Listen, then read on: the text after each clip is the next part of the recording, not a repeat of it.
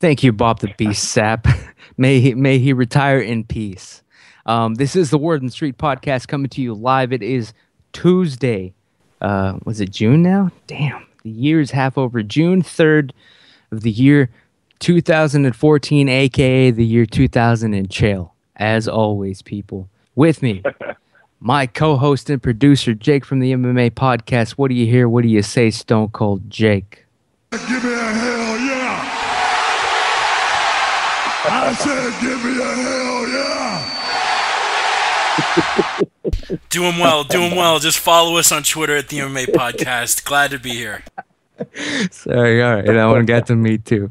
It is ridiculous as hell in the Word in the Street podcast. Like I've said it before, and I'll say it again. It is basically the Wayne's World of MMA podcasts. But tonight we have a special show for you. Also with us is co-host, co-producer, co-owner, booker, agent, coach extraordinaire, the living legend himself from Team Sonnen, MMA training coach, boxing coach. You just saw him on Tough Brazil 3. His team won again. He is Team Sonnen's coach, the living legend, Jamie Huey. How are you doing tonight, Coach? Undisputed and undefeated, man. The Team Dark Side bad guys do it again. Always, man. You guys came back from being... Team Vanderlei was 4-0 against you. It looked like you guys were buried. It looked like I would have thrown in the towel. I was almost going to throw in the towel. I was going to stop doing this podcast. But Team Sonnen rallied on the show, came back, and won the whole damn thing fight-wise. And we'll break down Tough Brazil 3, the finale that went down on Saturday. But tonight, we have a special surprise guest. I don't believe it. It is actually his 4th time on the show, on the Word in the Street podcast. He probably doesn't even know it because honestly, but you know, I was surprised when I looked at the records here. It is his 4th appearance. He is a UFC fighter, former Team Sonnen alumnus from Tough 17, the Ultimate Fighter 17. Epic fighter. What can I say? People, it is Uriah Hall, UFC fighter, on with us. Uriah, how are you doing, man? How are you feeling tonight? What's up, guys? I'm feeling good. What's Excellent. going on? The usual. What's going on? Podcasting, trying to talk MMA, but really, let's talk some life in general here. I mean, it's your 4th time back on the show. I can't thank you enough for coming on. So let's switch it up a little bit. Let's try to have some real talk. And like I was saying before we went live, not the usual hack questions.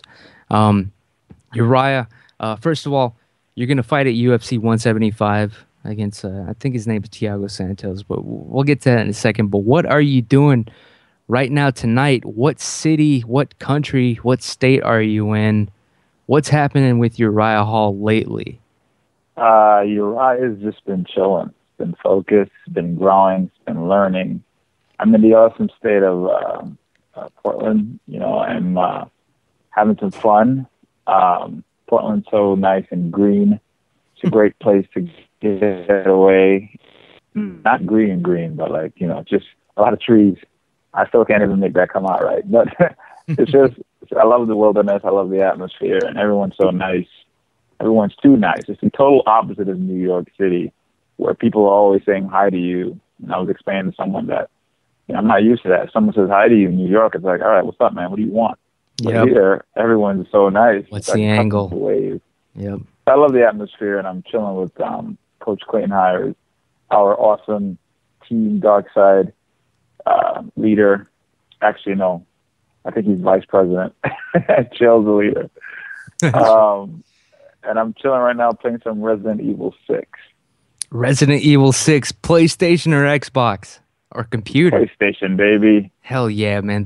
I just got my PS4 a month ago. Me and Jake did, because we're actually after the interviews here, we're gonna play the UFC demo live. We're gonna stream it live, do some commentary or whatever. Actually, yeah. First question, man. PS4.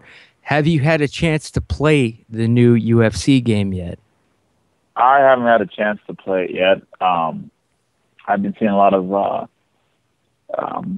videos on it. I haven't got a chance to play it. I never actually, believe it or not, played the UFC game. I think I played it once because some kid was like, "Oh, I'll beat you in any video games." I'm like, "Dude, pick a game." And he brought that game out. And He picked at the your time, own. I think it was for Xbox. But you know what? I never really played it because to me it was kind of slow because I'm used to the Tekken 3D dimensional fast pace so much. But you know what? I'll try the new one, see how it is. Hopefully create myself since I'm not worthy to be in it. Yeah, and, we can go from there. I didn't want to bring it you're up. not the only one. Yeah, a lot of people got screwed out of this game. They only put in about 100 fighters in the new EA UFC game as far as launch goes. There's no doubt in my mind. You would think, you know, for a lot of people to compete in it, they would put him in, but it's whatever. Yeah, it's complete bullshit. I'll say it, man. 100 fighters. I'll co-sign. One thing getting left out, but it's a whole nother thing getting replaced with somebody that wasn't even on the team, man. I'm still pissed off about that. Yeah, it's almost like they make a Madden game and only release it with like half of the teams in the league. It doesn't make sense. Yeah. Yeah. I haven't even played it yet, and I think I have so many ideas that they can put in it. I know they probably have a little, you know, tough thing going on where you can start from the bottom and make it to the top, but at least, you know, throw it. Maybe it was too much work. You got Drake mode. Like I said, it's whatever. Yeah. Yeah, it is Drake mode. mode. In the new EA UFC game, the career mode actually does start with the Ultimate Fighter. You have to go through tough in the new game. But if you have a PS4, just get online with it, and you can download. It just dropped today, the EA UFC game demo on PS4. I was playing it last night. It's pretty cool. It basically only gives you you can only be, it's one fight demo. You can only be Alexander Gustafsson versus John Jones. You can have your pick either, and we've been playing around with that a lot, man. But wait a second. I know they did a whole bunch when they were putting this game together. EA was. I know they did a whole bunch of fighter scans. Are you willing to confirm or deny that they haven't scanned you yet for the game? They did scan me, but maybe I guess maybe I lost my you know, a couple of my fights, and they were like, "Whoa, this Negro is not as worthy as we thought." And then they just kind of they just blocked me out. They're like, "Well, he's not cool enough." Maybe a couple of years. Maybe when they approach me, I'll be like, no. I think what they're trying to do is they're gonna nickel and dime everybody, and I'm gonna have to pay $1.99 to download you into the game. I'm gonna have to do the same with Kelvin. Let's face it. Or put some of the, I don't know. Maybe if I was in there to motivate me to buy it, I probably wouldn't have played it that much anyway. I probably was like, oh man, look, I'm playing with myself. No pun intended. And you know. But whatever. If there's a Uriah Hall and a Kelvin, you guys are the first guys I'm using. Honestly, like that'd be funny. Wait, I gotta ask you now, and actually, I do want to say, in the demo, in John Jones' corner, you see Mike Dolce and Greg Jackson. They're both just like bald white men with the facial hair. And it's like, why them but not Coach Jamie Huey? Yeah, why? I love Dolce. He's a man. He's cool. But why Dolce? Hey man, he's doing big things. You know, he popular guy. You know? I know he helped me a lot on the show with the weight cut. So who knows? Yeah, but in the video game, like he's like totally like he's doing weird moves, like he's pounding on the fighter banner in the background. And it looks really, what's the word? It looks really fancy, is the word. I gotta see this. No, I definitely gotta. You gotta download this demo, and yeah, they totally screwed Coach Jamie, man. If he's not in tough mode, well, not just even me. Like you know, Clayton wasn't in there. They left Scott and Vinny out. You know, I mean, I'm glad Mike was in there. Good for Mike. Mike's one of our guys, so I'm glad they got that right. But then they put coaches that weren't even on our show on our team. And you know, I mean, shout out to John Wood. He's a good friend of mine. He's my buddy, that no disrespect. He was on John Jones's team. Put him on John Jones's Ultimate Fighting team. But when you put a coach from a different team on our team, that just kind of, I don't know, man. I thought EA shit the bed on that. I got a beef with EA Sports. So you're totally right. Like I say, bro. Like I say, you got to make it. Apparently, we haven't made it yet, so I'm right there with you, Jamie. We haven't made it yet. As soon as we make it, bro, we'll get there. Maybe when we win 3. Yeah, maybe when we win 3 Ultimate Fighter seasons, then maybe we'll start to get some goddamn respect around this piece. I'm not on the pop. All I'm saying is you've got 2 bald guys in the game already. How hard is it to make a 3rd bald guy? Hey, I mean, that's the way I look at it. I'm already a real life video game character, so I'm cool with that. They're bringing you out the last minute just to honestly, they're milking us out of more money when you get released in the DLC, the downloadable characters package. I know what they're doing, Uriah. But wait, okay, for the people that don't know, I honestly have no idea. You got scanned for the game. Can you kind of talk about that a little bit? What's that like? What's all involved? How long did that shit take? It took maybe 5-10 minutes. Really? We were doing a photo shoot for I guess one of the fights or whatever, and then next thing you know, they were just like, "Oh, we're coming on the EA game, and you'll probably be in it." "Oh, thanks." And we just want you to stand here and turn around, and we'll take each angle of you. And I did it, and that was it. So I guess I wasn't worried, like I said. Well, what I hear they do is they'll scan. Basically, they're just scanning your face, basically, and then. Oh yeah, I did that too. I forgot about that. Yeah, I did that. Yeah, and then they bring in at the Super Bowl party. Super Bowl party. Jesus, they were scanning people during the Super Bowl? What the hell? Yeah, man. Wait, so basically, what I'm hearing is, and tell me if I'm wrong, they'll scan your actual face just to get your likeness, but then they'll have some dude, just some random MMA guy that they hear about, replicate your moves with all the on the green screen with all the balls attached to them, the electronic sensors, which is straight up dumb. Yeah. Would you be willing to go in a full 3-day session, just recording all your moves on camera, wearing a Blue Man Group outfit? Are you kidding me? Hell yeah, I'll do that. I'll be more than happy to not only am I in the game, but I'm actually fighting like myself. That would be cool.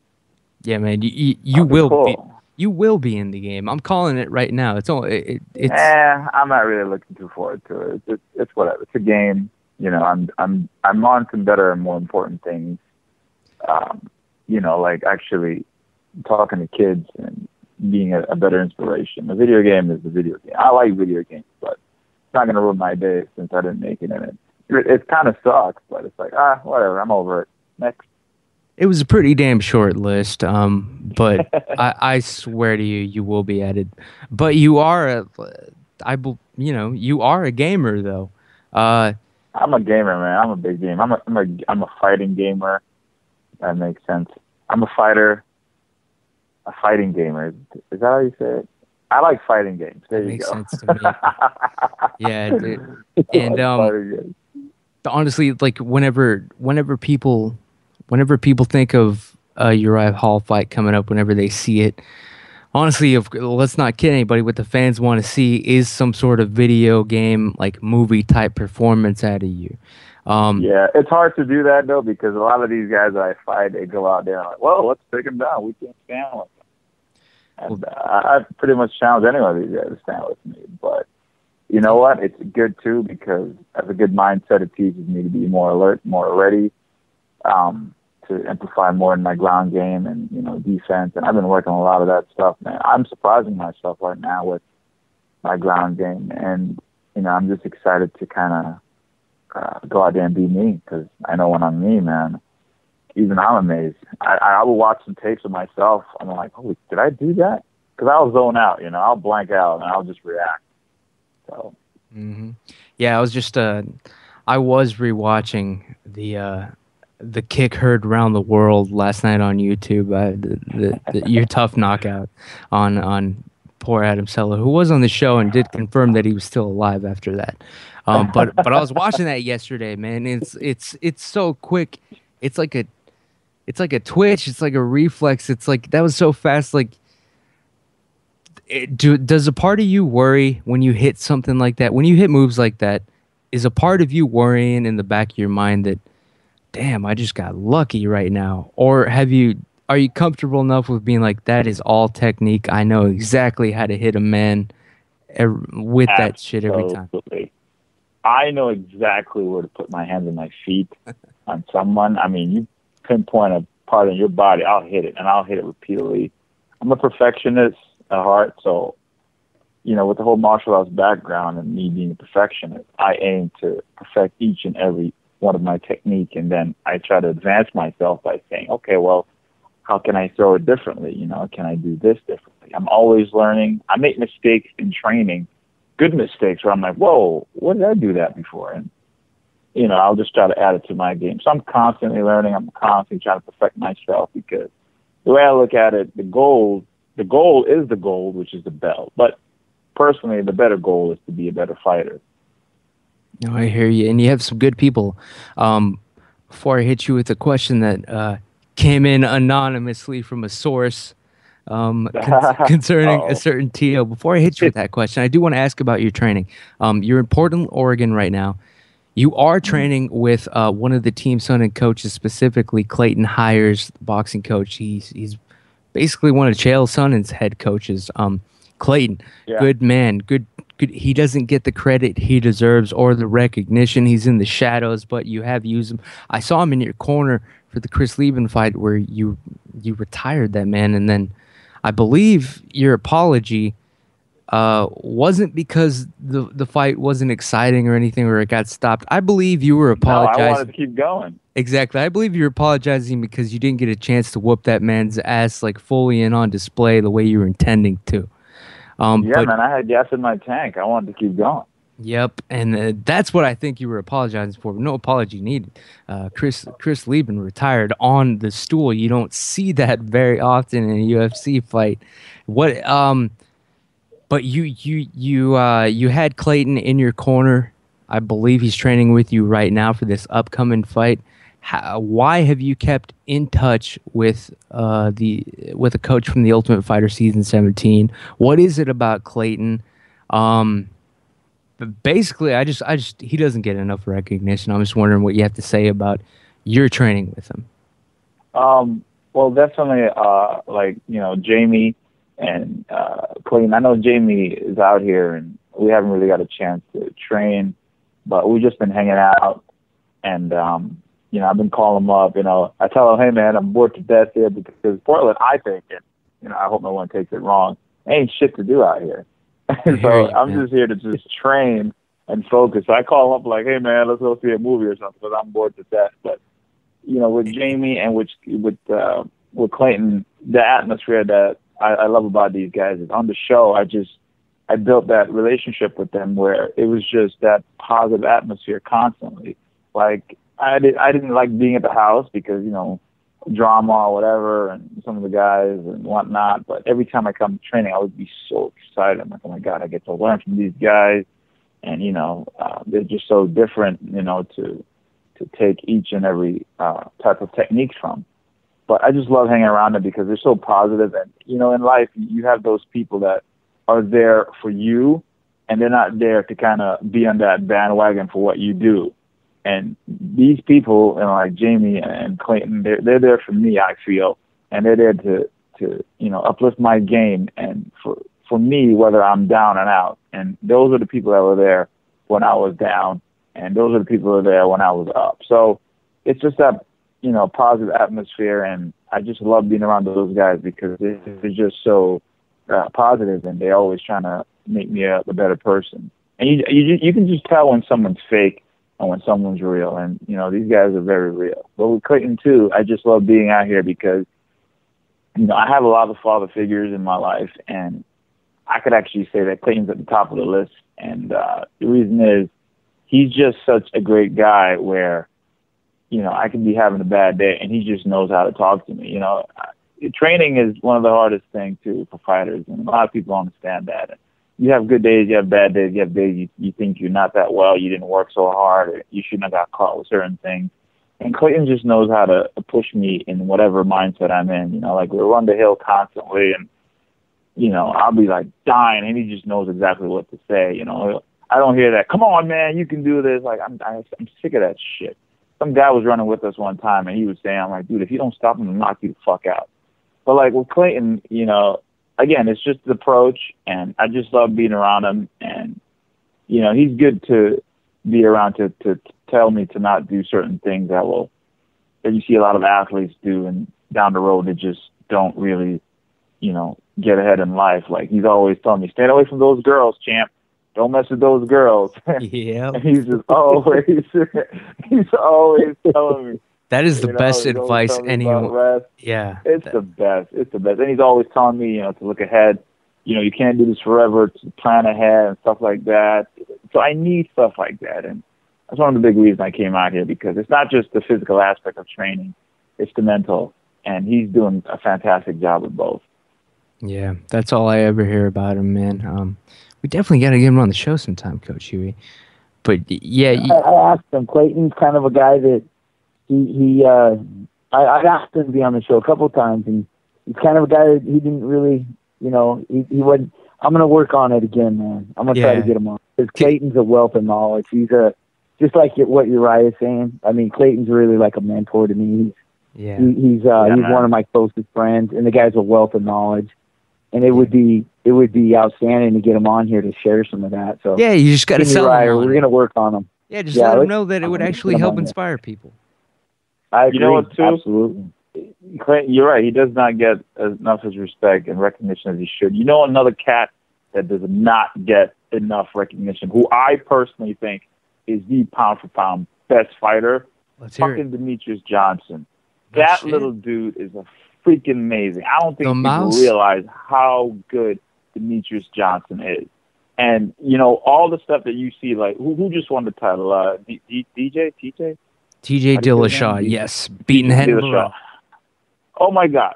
Freaking Demetrius been doing that shit since when? Yeah. And all of a sudden people recognize this from TJ. Not to take anything away from me. I mean, he destroyed Boss, sorry. But, you know, Johnson's been doing that since the first time he got in there. And, you know, he doesn't just box, man. This is an amazing boxer. His jiu-jitsu is amazing. His wrestling is amazing. And the beauty about it, he puts it so well together. And I don't think people realize how freaking good this guy is. To me, I think he's not only a fantastic athlete, he's an amazing fighter, and I think he should be freaking pound. You know, I struggle with that, man. I struggle with that. I couldn't agree anymore. I couldn't agree anymore.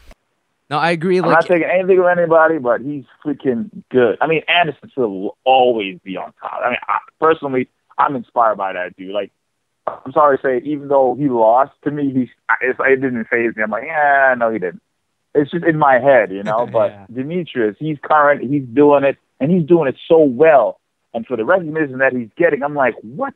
How do you not realize this guy? This guy should be a freaking face, like, on top of UFC. Like, don't get me started on that, man. Yeah, it's just, honestly, the reason Demetrius Mighty Mouse isn't getting the recognition, I'll be honest, I'll say it's because he's a little guy. He's a smaller fighter. So I think so too. But I do think that's bullshit, because like I can't remember the last time I saw anybody hurt him, like in a fight. Exactly, and he'll make you feel so bad. You leave that cage saying, "Wow, I wasn't that good." I mean, Jones will beat you up, but Demetrius would just make you leave and say, "I got to go back to training." Yep. He was just like, and I think full circle, I definitely agree with that, and I would say Clayton Hires is the Demetrius Johnson of coaching.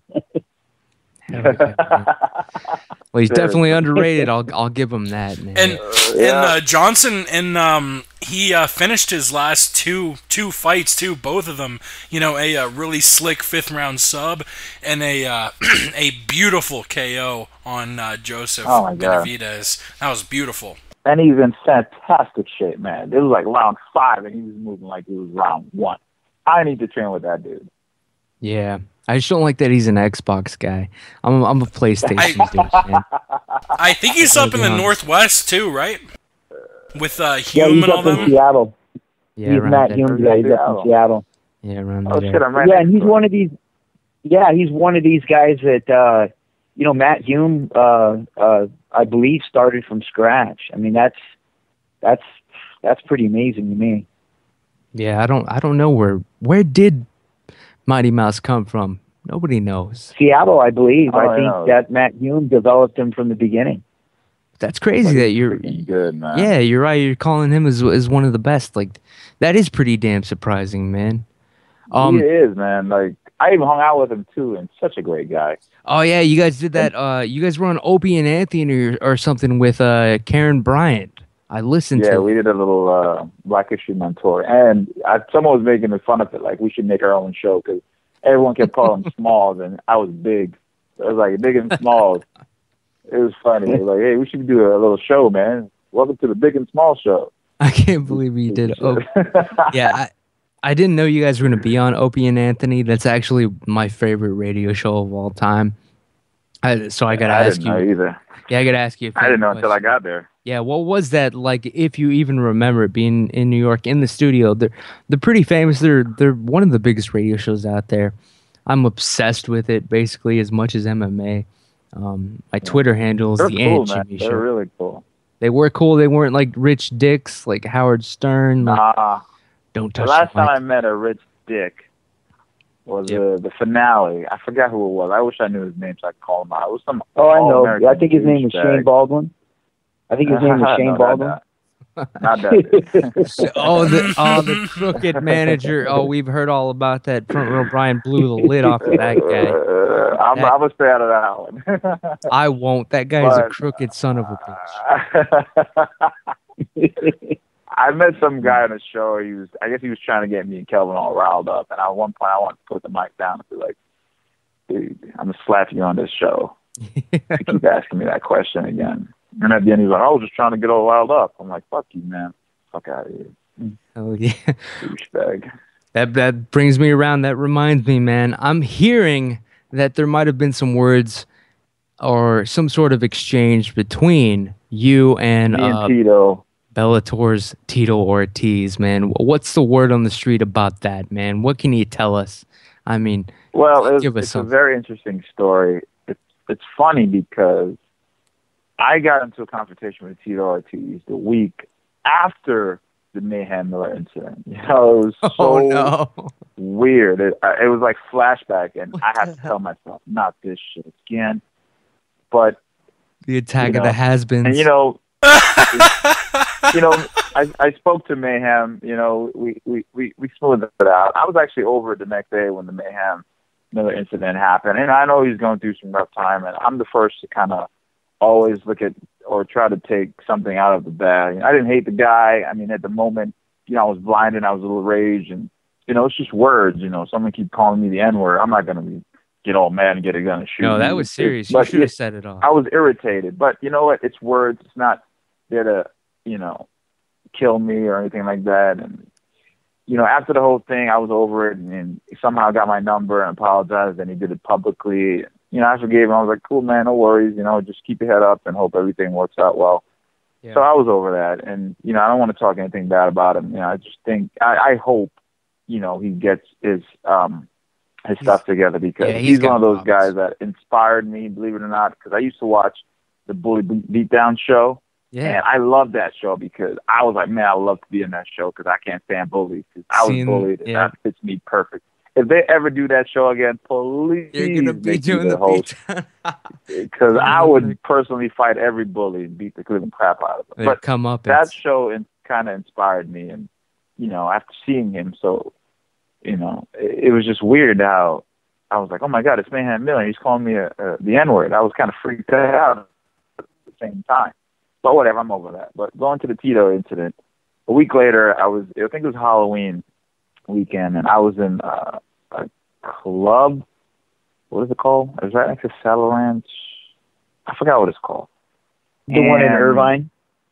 Yeah. Yeah, I think it's I forgot what it's Ranch, I called. think. It's a really cool place. It was packed. Everyone was wearing costume. I was what was I again? I was James Brown and Hugh Hefner. So I put the names together and I called myself Hefner Brown because I had the Hugh Hefner outfit and I had the James Brown wig. I really like Hefner Brown. But anyways, I got in there and it was packed or whatever. And one of my friends, my teammate Rachel Cummings, she was in there and she brought us all in. She was like, "Oh yeah, we're gonna go here and got a table and blah blah blah." And I was with my coach Jason Manley, and what happened? We got in there, and it was all in the VIP section or whatever. And I got back there, and I remember inviting two more of the friends that I came in with, and I was like, "Oh, you get to come over here." And then some dude out of nowhere he just kind of approached me like, "Hey, you can't be here." I'm like, "What?" I'm like, "Who the fuck? What? Who are you?" And then he's like, "This is my table." So I was confused because I'm like, "Wait a minute, Rachel told me that we're having a table. Like, what's going on?" So I'm trying to talk to Rachel. She's in La La Land. I'm trying to get Jason Manley attention. That dude was in La La Land too. But I was kind of pissed off. So as I'm leaving, I was saying something to the guy, and I was like, "You know what? By the way, F you." And all of a sudden, freaking Tito, who was actually Jason from Friday the 13th, he was huge. And he had the outfit on, man, because I saw the guy, the whole time. Like, wow, that's a big dude. I had no idea it was him. So Tito pulled up his mask, and he was like, "Get the fuck out of here, you can't be here." And I was like, oh, I was shocked. I was like, oh my God, it's Tito. He scared the crap out of me. It's bad enough it was Jason. Then he pulled his head up, and he was like, "You can't fucking be here." And I was like, whoa, what the hell? So then it was like back and forth. I was like, F you, man. And I took my wig off. Just like a mad black lady, I pulled my wig off. I was like, "You washed up, mother." And I started like rubbing the wig together. I was like, "You washed up, son. I ain't afraid of you." And that dude jumped onto the table. He jumped on the table like, "What?" And then the security guards came and they pulled me back. And they pulled me to the side. They were talking to me. And then one of his friends, who was such a nice guy, I forgot his name, came over. He was like, "Oh, what's going on?" I'm like, "Oh, man, that douchebag over there is saying crap. F him, blah, blah, blah." I was heated.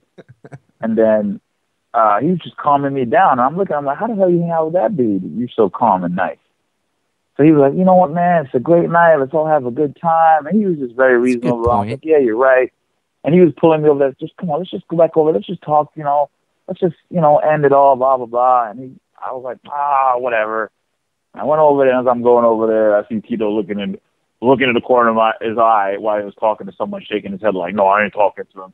I don't want to talk to your big-headed ass anyway. And then he's a big head.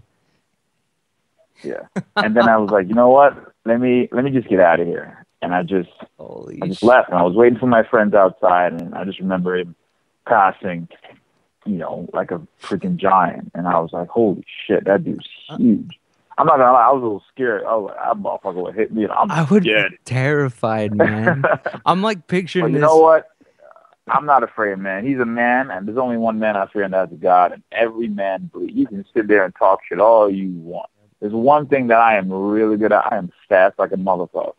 And I know I would, but I'm not saying anything to call anybody out, but I'm not afraid, man. No, it's a true story. It sounds like it was just a misunderstanding and everybody was... It was. I was just kind of frightened when he jumped up and pulled his mask off like, "Get the fuck out of here, motherfucker." I was like, holy shit, it's Tito. I'm listening to this story of Tito Ortiz like revealing himself, angry, unmasking like it was the WWE, and the funny thing is, he's getting ready to fight me when I think he was supposed to fight Rampage or something. I'm like, all of a sudden you healthy now? Yeah, right. You got a broken neck. Like, what are you doing out partying? Broken. You got like a broken neck or something? He was partying with a broken neck, man. Supposedly dressed up like Jason. But whatever. You know what? It's the past, and I'm over it already. So, still, I would have been horrified, man. No, that's ridiculous, and it's weird how that doesn't like. How did that not make any news or headlines in the MMA world? I didn't go around talking about it. I'm surprised Big Mouth Jamie brought it up. But I didn't want to say anything because I'm He like, burned my I source. just got over. It's I such just a, got over the it's mayhem such a incident. good story, man. I don't want to do this shit. It was It's Coach funny, though. Jimmy blowing up your spot. Can you imagine, man? Like week after week, I'll be getting the fights with dudes. I can't imagine. But the funny, but there's a conspiracy thing here because I think Uriah's going down like Dana's blacklist or something. He's like, if Dana's got beef with somebody, Uriah looks like his personal hitman. He's gonna go. Yeah, that was weird. If they got a problem with Dana, they got a problem with you now. Like, that's bullshit. But I'm listening to the story, like picturing myself in your position, Uriah, and I know I would be, it's me. I would be smoking weed, high, and paranoid, and then all of a sudden, Jason's in front of me, and I'm like, all right, it's Jason. This is kind of a goof. I'll whoop Jason's ass. And then he unmasks, and it's Tito, man. I would have I would have left. And like, I was just out scared, of shock. man. I was scared for a split second. I was like, holy, he's huge. I was like, holy crap. It would have been another flamenco moment. Did you see that fight? Oh, what'd you think of Tito versus Flamenco, man? Oh, Did you buy that? God. What the hell is flamenco thinking? Yeah. That's another dude, too. First of all, and I hope he hears this, I beat his ass in the Rain Training Center gym. I beat the shit out of him. I was there. And a week later, he was like, oh, yes, if Uriah and I fought, I would beat him in the first round. Like, get the fuck out of here, dude. I wiped the floor with you and your boy who fought for the title. I beat them both. I'm sick of that shit because, it's one thing to talk shit, but I'm like, really? And Jamie destroyed the evidence because he recorded the whole thing. The whole thing. And then I'm like, did you have it on camera? Because when he's talking all that crap, I was like, Jamie, you have it? He's like, dude, I think I erased it. Oh, I'm like, damn, no, there's no proof. But I told him, like, whenever you want to come back to the gym, bro. Coach, you were there. Well, so here's a story on Flamenco. So, we have a friend, a mutual, Marina Shafir, who's real close with Rhonda. Yeah. So she's from one of those countries over by Russia. So Flamenco bumped into her and called her a fat pig or something. And Marina didn't say anything. This is what I heard. I heard that Flamenco and the guy that he bought, some dude that fought Banashkin for the title and he lost, must have said something to call Marina a foul name, but they didn't know that Marina spoke Russian. So I think Marina told me, and I was like, oh, did he? So then I was like, I'm going to beat the shit out of both of them. And I did. I whooped both of their asses. Yeah, dude. And then I heard that he would have beat me in the first round. I'm like, get out of here, bro. Right. The guy that got beaten by with Tito. Your arm spinning back fist. I saw that shit from a mile away. I actually did a Matrix block. I was like, really? It was too easy. You could have... That particular training session ended with Shlemenko, his buddy, and his coach basically grabbing their gear. They left the gym, and to my knowledge, they never came back. Oh, I hope I spar him again. They tried to storm your dojo, and you ran them out. Hell yeah, man. How can anybody talk shit about Marina, though? Uriah, actually, you are friends with Rhonda, Marina, the four horsewomen, as they're called, that crew. Well, I don't know the other two horsewomen. I don't know Rhonda, Marina. Yeah, I don't even know the other two. Well, I want to ask, like, how close? I know you're up there in Cali from time to time. I'm talking about that whole crew, the 209ers, Ronda Rousey, the Middle Easy guys. How close are you with them? Like, if you can cool, say. Man. We're cool. I didn't I was supposed to hang out. I texted Ronda. I was like, hey, I'm in Cali. He said, oh, come down, we'll hang out. But our schedule didn't meet, so I couldn't really hang out with them. But we're cool. And every time we get together, it's a blast. We always make jokes. Me and Marina have this love-hate funny moments. We're always picking on each other. Miranda's cool. It's great, man. I like him. Lazy. Lazy's a funny dude. Yeah, man. He's always high. Yes, he's funny. I love me some Mike. Man. He tore me apart one time on the Twitter, and it was well deserved. And I learned my lesson. I've been a friend of his ever since. Shout out to him. Mike's a funny dude, man. Yeah, man. He is so fun to hang around. Yep. Okay. Yeah. And then Travis just kind of completes that circle. Oh man, I forgot about craziness. Travis. Travis is so funny. You know what? He is a very knowledgeable guy. He's really smart. Like, he'll blow you away. He's smart as hell. I was like, whoa. It's kind of like, what's that ring girl that everyone's giving me crap to not remember? Damn, I can't even think of her name. Ring girls, Brittany, Ariani. Oh, it's Brittany. Wow, Brittany. Damn, how did I forget her name? Like, she's married. Don't matter. We all, yeah, I'm not. No, I wasn't gonna. She's not my type. But we were all having dinner and stuff like that, and I was having a good discussion. Brittany is very smart. Like, really? I don't want to sound disrespectful, but in my head, I was like, oh, it's just a ring girl, and she walked around with a card. She's freaking smart as hell. Like, I was like blown away of the intelligent conversation I had with her. And, you know, she shared some personal stuff with, you know, her family and where she wants to be and how she's helping her brother and all that stuff. And she's an artist too. I was blown away. I was like, wow, you got my respect. You're smart. You're very intelligent. And, you know, that is the first thing I've ever heard about Brittany Palmer that did not concern her body. And it was positive. Wow. Hey, man, you know what? I'm all about personality. I know a lot of these girls know they're fine. They know they're fine. And you know what? What do they call it? Groupies? Groupies? Yep. I remember my first encounter with groupies. I couldn't understand. I was like, oh, man, I must be cool. These girls like me.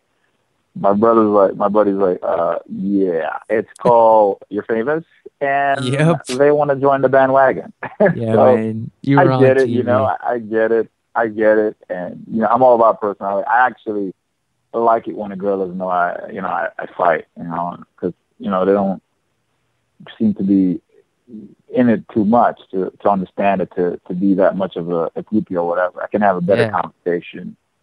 How often does that happen now, though? Like, I mean, like, when was the last time you actually met somebody that had no idea who you were, and it was like a person you were actually interested in, you had a conversation with them, and then you had to explain what you did?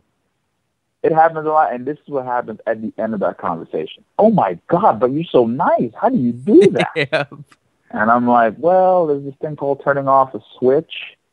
And you just got to go in there and perform for a little bit. Well, why would you do that? Why would you go in there and try to hurt someone? I tell them, you know what, personally, I don't like to hurt people, but it's my profession. I enjoy the aspect of the sport of competing. I look at it in that regimen of the competitiveness of it. But to most people that are not educated on it, it looks like a brutal sport. It's bloody, and you think, oh, well, they're just going there and they're doing a cockfight. But you don't get it. And the same reason I would, you know, look at someone, and I gave this analogy before, that, you know, climb Mount Everest, I will say, what the hell are you thinking? It's freaking cold, you can't breathe, what the hell are you doing up there? But again, to that person, it's like, you know what, I'm coming outside my comfort zone, and I'm living, and I love the challenge. So it's the same aspect of me doing that. So it's just hard for a lot of people to understand it, but I educate them a little bit when they ask. Yeah, but that's their response. Like, oh my God, but your face, you speak so well. Right, you're not just sitting there cutting promos about how you're gonna kick ass. Yeah, and right. Like I'm supposed to walk around with tattoos and oh man, so yeah, this is what I do. I'll be knocking cats out. You know what I mean? Like, come on, man. You're pulling off your Jason mask and yelling at people. Yeah, right. You know what's yeah.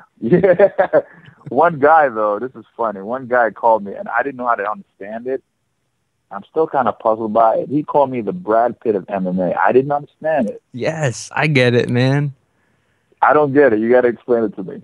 Yeah, you're like the young. I'm certain he's referring to the old school Brad Pitt, like Legends of the Fall. Like you're that guy, man. Like you have not only the look, the attitude. You can back it up. You're whooping that out. You're like the young. You're like what the stereotype of the good fighter should be. That's you. You are the video game character, basically, is what they mean when they're calling you the Brad Pitt. They're saying you are the video game character, man. That's exactly what they mean. I've smoked enough to understand that, man. We do have a caller. With us right now from Queens, New York. Your stomping What? grounds. Hell yeah. Actually, you've talked to him before in a previous episode. He asked you for fighter advice, but now he's getting up on it. His name is Yao. He's an up and coming actually, since you talked to him, he did his first jiu-jitsu competitions. He's a champion now. Nice. He's about to take on his first MMA fight. He did his first Muay Thai fight. This is all in the past year since we talked to you, Uriah. He is Yao from Queens. He's joining us again. Hopefully he's there. He's going to fight another regular caller and co-host on the show, Officer Allen, who is a racist cop from Louisiana, is the storyline that we're going with. Well, he's not exactly racist, but we're trying to hype the fight between the two of these guys. Oh, my God. Right. So he's going to fight Officer Allen in Vegas on Fight Week. Hopefully Coach Huey will put it together at the Extreme Couture Gym. Absolutely. Yeah. We got it going. Yeah, so it's going to be Officer I got Allen. Eric Nick. Yeah. Sorry, go ahead, guys. So no, I'm sorry. I'm just so excited about this. It's going to be my frequent callers and guests, and they're hosts on the show. Officer Allen, the quote racist cop from Louisiana, versus Yao from Queens. Coach Huey, man, honestly, we're all counting on you to put this together at Extreme Couture. Is that still the plan? It's a wrap. It's done. Eric Nixick down there at Extreme Couture said we could do something. So we got it lined up for sure. Hell yeah, we're gonna stream this live, Uriah. But yeah, it's gonna be just two that they are kind of friends with each other to break the fourth wall down. But yeah, you're on with Uriah Hall from the UFC MMA fighter. I believe you wanted to speak with him. Yeah, hopefully you're there. Go ahead. Uriah, hey, how are you? What's going on, man? Really, I just wanted to thank you because you are like a huge inspiration. Like Ramsey said, I am from Queens, New York, like you. I remember when you used to fight in Atlantic City and, places like that. But really, I just wanted to thank you because, I've never seen a guy from my city, Queens, go in and do what you did. So really, I just want to thank you. Seriously.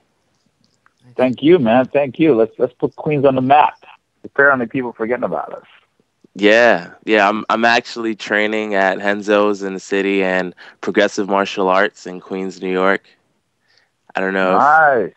I think you actually came down once to my gym. I visited a bunch of gyms.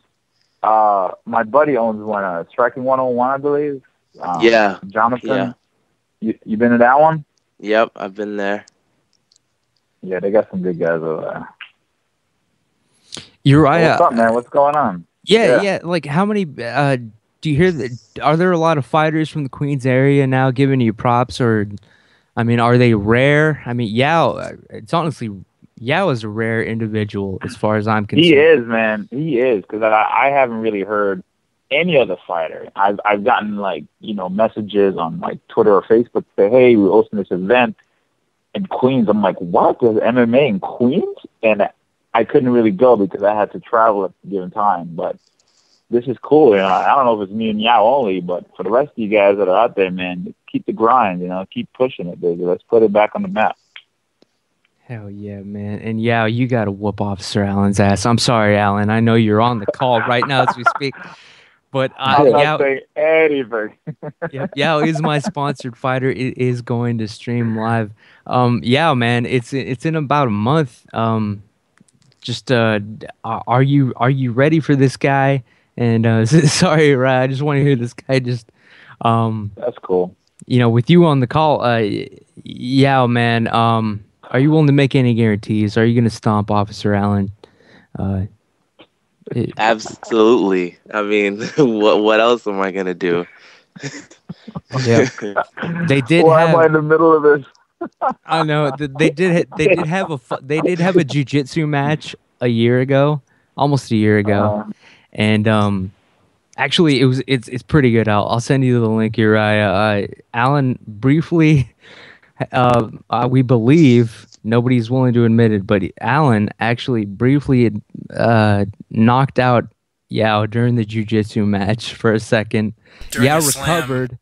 Yao recovered and then submitted him. It's actually a pretty damn good match. It's I'll send it to you. But the rematch is coming up, and it's going to be a full-on MMA fight at Extreme Couture.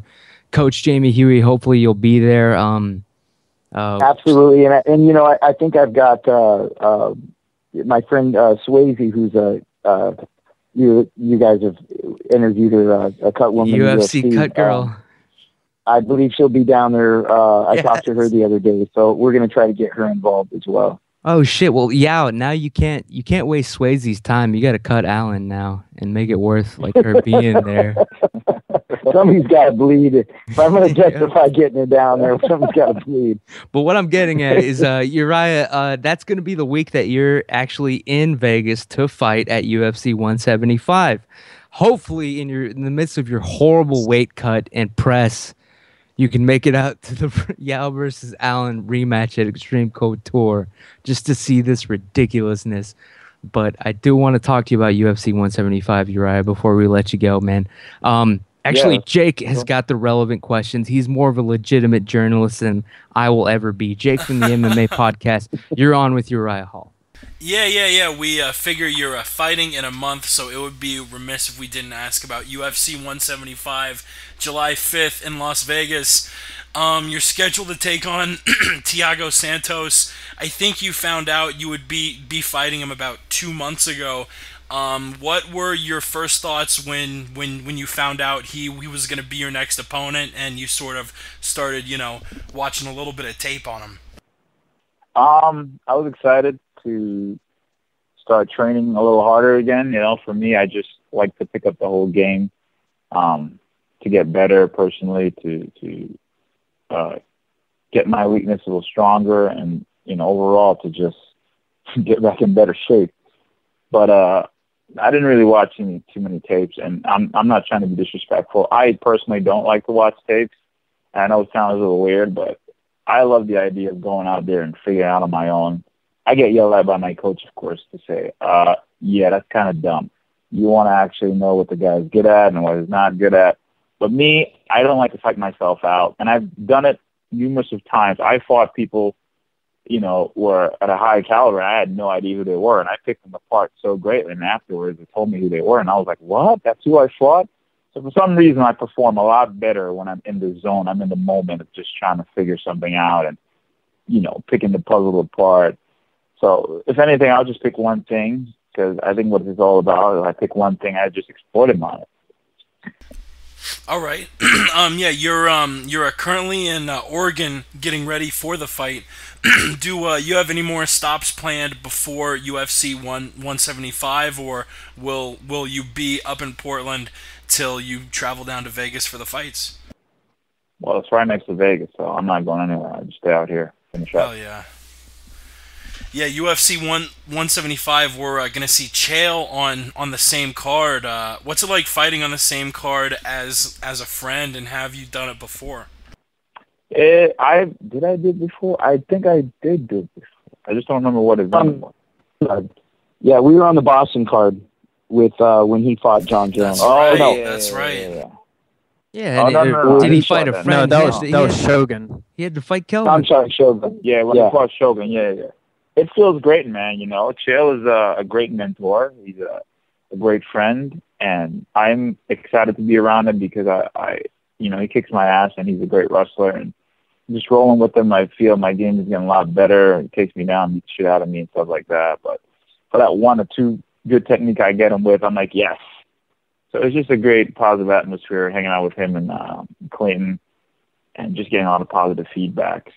And I'm excited to be in the same card because it's like, he's like our dad, so it's kind of cool. Yeah. Also, Bomba's on that card as well. Yeah, I was gonna ask too. Have you met any of the guys from Tough Brazil 3 yet? They actually wanted me to come out to Brazil while they were filming. I couldn't really get a chance to go, but I met Bomba out here. And great guy. When I first met him, he said they call me the ambulance man in Brazil. I had no idea. It's a good one. So apparently I have a name in Brazil. big up to my Brazilian fans. But I've been rolling with him a lot, and fantastic grappler. Striking is really good, crisp, and of course, with Clayton getting him better. It's just all in all has been a really good trip. So I'm looking forward to it. We're learning from each other. We run that damn hill every Sunday together, and we're just feeding off each other. So it's good. The Ambulance, man, that's a badass name. Yeah. Talking about Chael, a lot of news recently about him having a new opponent. I gotta ask, what do you make of all this craziness with Wanderlei Silva running out of a drug test, showing up at a bar during the tough Brazil 3 finale, I think in Curitiba? What do you make of all this crazy stuff going on about Wanderlei Silva? Honestly, I don't really pay attention to all that media stuff, man. For me to actually pay a lot of attention to the media stuff is just wasting my time. And maybe in the beginning I wasn't educated on it well enough, because I would be like, oh, what's this, what's that? But media, excuse my language, lately it's just been so fucked up. I agree, so man. much stuff where they're against the sport. That's all they think about. Ambush interviews, yeah. Exactly. I say one thing, next thing you know, I read on other stuff that they say I say something else. And I've done a bunch of interviews, it's just the way they word me, and I'm like, I didn't say that shit. And I hate it, man. Like, I get pissed off when, people always calling me up for stuff. But, with you guys are cool. Not that I say anything bad. We won't put out some sort of piece. For other people who just come out the blue and just ask me stuff, and I'll sit there and I'll pour my heart out, and they'll just turn the shit around. Like, I just personally want to meet him and just slap the shit out of him. Yep. And just, feel better. I just don't do any interviews. I really don't. If they call me up, from UFC, I'm like, nah, I don't want to talk to anybody. Well, we need to. No, you don't. I'm just going to go out there and focus where I need to focus on. We need to fuck alone. Yeah. It's sort of like you're taking time out of your day, and if me and Ramsey took this and twisted it and put it back out there, then we would be complete pieces of shit, because when it comes down to it, you're giving us your time. Yeah. Right. It's fucking it's crazy. I was looking at your Twitter feed, saw a couple interesting videos. You're pushing a dude down a track, you're sparring with pool noodles. Who is the crazy genius behind all this? I've been working with some great coaches out here. Alex Molan is the fitness coach I've been working with. And, part of that workout was I had to push him as far as I could down the track. And then I had to run right after that all the way around. I had to make it a certain time. So it was like cutting my speed in half. It was like, okay, what can you do after you push so hard? And let's see how fast you can kind of come back. So it was interesting how we kind of meshed that together. And we just been doing a lot of smart training, not just killing your body, but a lot of good reaction training of how to really take someone out their game to be more poised in a fight. So I'm excited about it. It sucks most of the time, but at the end of the day, I'm like, yeah, I did it, and I'm looking forward to kind of beat it. Word. The last thing I want to ask before I pass it back to Ramses, I saw you retweeted something about Wayne Barrett, who I'm actually going to be having on the MMA podcast in the next week or two. He's going to be fighting June 21st at Glory 17, Last Man Standing on pay-per-view. You've got such a devastating stand-up game. Did you think about doing kickboxing at all before you ultimately chose to do mixed martial arts? Yeah, I thought about it. I was doing the whole World Combat League thing. Training with Wayne, man, it's literally like a video game moment. He's so fast. Every round he will switch his game up. He will switch something up, and that's what I love about sparring with him, because it's hard for me to figure him out. And at the same time, I have speed, so we just counteract with each other, and we beat each other up. We'll be doing crazy stuff, and it's so exciting just to be in that moment with him and share that. And with him coming up for his fight, I'm excited for him. He's been working his ass off, and I actually want to see that fight. But what was I going to say? Wow, I totally got a brain freeze. What What was the second part of that question? Even I got lost. Jay. No. I was just asking. Did you think about doing kickboxing before you got into MMA? That's what I want to say. I did. I really did. Because I'm so comfortable there. But you know what? I thought to myself, well, I have to come outside my comfort zone, and it's a really great way to live. And I wouldn't just feel complete as a martial artist to just, do something I'm only good at. I know I'm not the best at the ground game. I'm not a elite wrestler. I know how to defend. I know how to take down. I know enough to survive, but I still want to just learn. So I didn't want to just do kickboxing only because, I want to be a complete fighter. Hell yeah. Man. Uriah, before we let you go, and thank you again for your time. Sorry for running so long, but this is fun, man. Yeah, man. This is cool. I ain't got shit to do. Yeah, we're just talking. This isn't you were bringing it up, and I did want to speak to that point. The MMA media, I am disgusted every day by what they're doing. It started off with them trying to be, their job was to cover and promote the sport. But now they're trying to drag it down. They're trying to get gotcha points and articles. They're trying to just trap people for hits, for recognition, for their own personal website games. I think at one point, I forgot who I told this. I'm like, I'm sure there's a point where you actually liked your job, right? It's like, well, I do like my job. I'm like, no, you don't. You know what's the difference between you and a ticket officer? Mm-hmm. None. Because they enjoy giving me a ticket to fuck my day up. And you're fucking my day up. There's no difference at all. And who was that guy? What's his name? Irani or whatever the fuck? Ariel Hawaii, whatever. Right. He one time was asking me, like, I think at the end of my last fight, he was like, oh, do you enjoy doing this? Do you like to do this? What kind of fucking question is that? I'm out there doing it. Of course I like to do it. And what I really wanted to say, I wanted to make a really good analogy and say, well, do you enjoy wearing that suit? Like, if I tell you it's ridiculous, would my opinion affect you? So someone's opinion of you doesn't really have to become your reality, And it just sucks how, and I see it constantly, how people are always trying to get better in life. And then there's other people that are just designed to just bring you down. And I'm like, why do people actually do that? Why are you just there to fuck my shit up?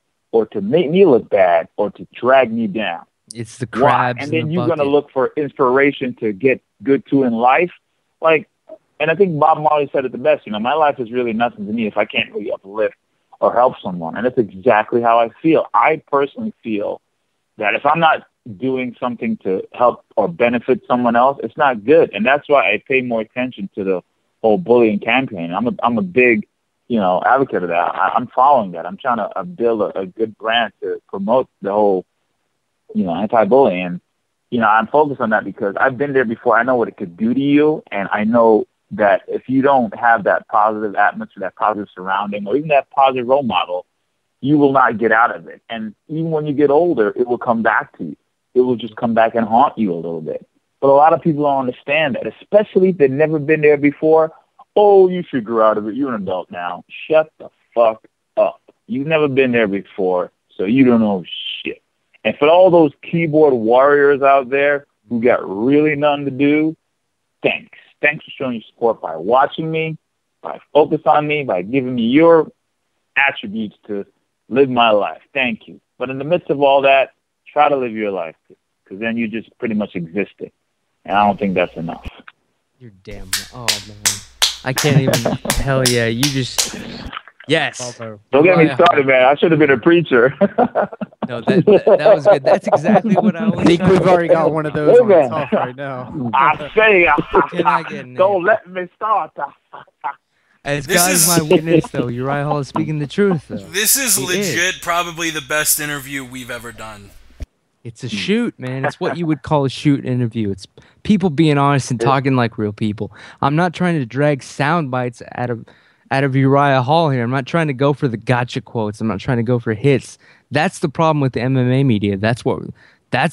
It's disgusting. It went from their only job being to promote the sport. That's how they would get in good. That's how they would get, their hits, their attention. Now that the sport is mainstream, now it's all about, oh, Jesus, I need that gossip article. I need that angle. Someone's got to be. It's almost like a race. It's Yeah, it ridiculous. sounds like a race, man. It's- It's like who has the punchline story to make you read? Yep, it's And all it's not just with the MMA. It's with everything. Like look at a guy like Kanye West. Like I'm not mad at him anymore. Kanye, I got you, bro. I Yep. know why you mad. Oh, 'Cause I yeah. get mad too. you can understand do, why he and punches it some sucks. people in the face. I'll be right behind him like Kanye, throw that left. Yep. Throw that left. Yeah, man. I get it. It just Like- sucks. I think people are just forgetting, and the media is actually controlling the world so much because everything is just we got to pay attention, and then we're so caught up in it that we'll believe anything. And then- take this for example. Yep. You look, especially like New York City, my home. Everyone is walking on their phone. That's all we're doing. I do it. You do it Zombies. too. We all do it. We're like zombies. And we forget to actually freaking interact. Yep. Oh, we interact, all right, but all over the internet. And it's almost like we're just becoming this new crazy race. And only Eye very few people contact see feels this. weird. Eye contact feels weird in public now. It does. It's so weird. Yeah. I look at someone in the eyes, and I'm like, what the fuck? What do I do? It's like you just did something like I'm in wrong. the Stone Age. Yeah. But I tell you what, You know- Portland is doing a fantastic job because eye contact over here is Still the real most people. normal thing ever. I mean, I've never gotten so many highs before, and they don't know who I am. You know, it's weird. They're like, "Hey, man," I'm like, "Hey, what's up?" I'm like, "Oh my God, there's real people around here."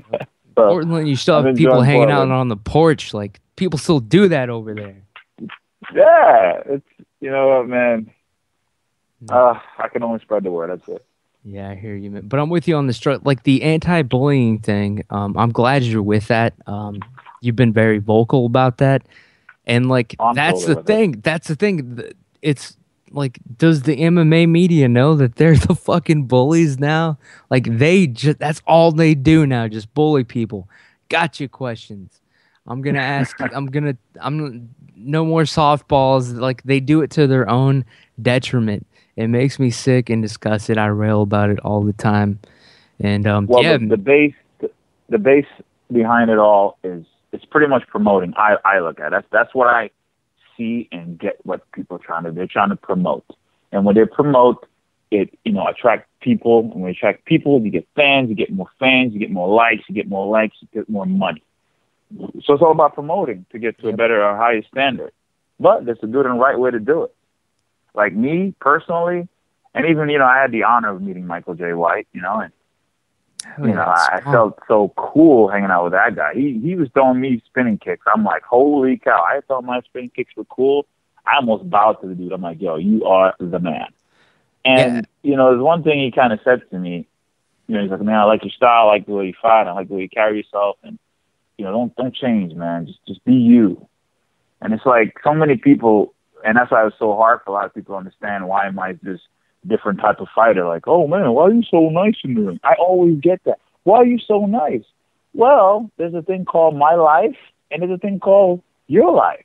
And God made me this way. I can't change for you. And I know it's because, in that sport, the brutality of it is you go in there, beat the piss out of the person, and afterwards you be nice. Yeah. But it's who I am. I can't change it, and I struggle with it for such a long time because I wasn't brought up that way. Yeah, I love to fight or compete, I should say, but I just don't know how to trash talk. I don't know how to say all this shit. I don't know how to be mean. I go in there and I enjoy more of just picking you apart. What's wrong with being a little different? Oh, it's what you want me to do? Last time I checked, I'm the one in there freaking fighting. You're the fucking one out there watching, so I got to please you? No, I'm doing this for me. So when someone says, oh, do it for your fans, I'm like, what fans? The fans that are watching. I'm like, no. My fans are my friends, and my fans are my family. Yeah, because those no are the matter people what. I do not have to explain myself to. Those are the people that when I'm not doing good, I don't have to say, hey, man, I'm sorry, man, because they're there for me. But for the people who don't know who the hell I am, they only see certain things, and they're like, well, this guy's not as good as we thought. He was doing so well in the Tough Show, but now he's choking. Yeah. First of all, it is so hard to be in that world of fighting. And, I'll admit it. I have a hard time. I have a mental problem going in there and try to take someone's head off. But then you have someone to say, well, why do you do it? Because it's my fucking dream. I'm not going to run away from it because you said so. So I'm fighting myself to unlock my true potential. That's what I'm doing. I'm still fighting. So even though I have the world saying you're not that good, I'm saying fuck you guys. I'm still gonna do it anyway because it's my fucking dream. Yep. You know what, man? The general consensus, and I'll tell you right now, I'll shoot on my own here. The general consensus on you is that we know how good you are, and it's like when we don't see you murder somebody in the octagon, like we're gonna be disappointed. Like that's how high the bar is. If somebody's not in a body bag at the end of your fight, like the crowd's gonna be like, all right. All right. You know what I'm he's saying? the ambulance man. He's not the. He's not the. Ambulance. Yeah, he's Exactly. Brazil had it right. They knew it before we did. If your opponent doesn't leave an ambulance, it's gonna be like people are gonna be angry at Vince McMahon after a WWE Raw taping. Is what I'm saying to you, man. You know who I feel like personally? No, I feel like I feel like Goku from Dragon Ball Z. I'm that guy that wouldn't hurt a fly unless I had to. But I love to compete. And if you look at Goku, for those of you who do not know what Dragon Ball is, it is the greatest anime ever created. And Goku is this guy. Pretty much he sent to planet Earth to he was a Saiyan, and they were, as babies they ship them off the planet so they grow up and kill everybody and you pretty much steal the planet. He came to Earth as a kid. He even died at the end, but he fell on his head as a kid, so he forgot about all that. And he grew up to be this great kid who loved to fight because it's already in his genes. He just loves to test himself. He loves to go up against people that are way better than him to see how well he matches up. Because in his head, it's about him becoming better. It's about him testing his skill. That's exactly how I feel. But not everyone's going to get that because we're so prone to see someone just punch someone in the face only. And you know what? There's new caliber fighters coming, man. You look at that dude, TJ. He displayed some shit where you're like, whoa. Fighters can do that. There's no more, I'm just going to punch you in the face and you're going to punch me back. There's some elite guys coming up, man. And that's the stuff fighting should be all about, getting in there and just taking it to a higher level. So watch out. That's weird because you are the elite guy coming up.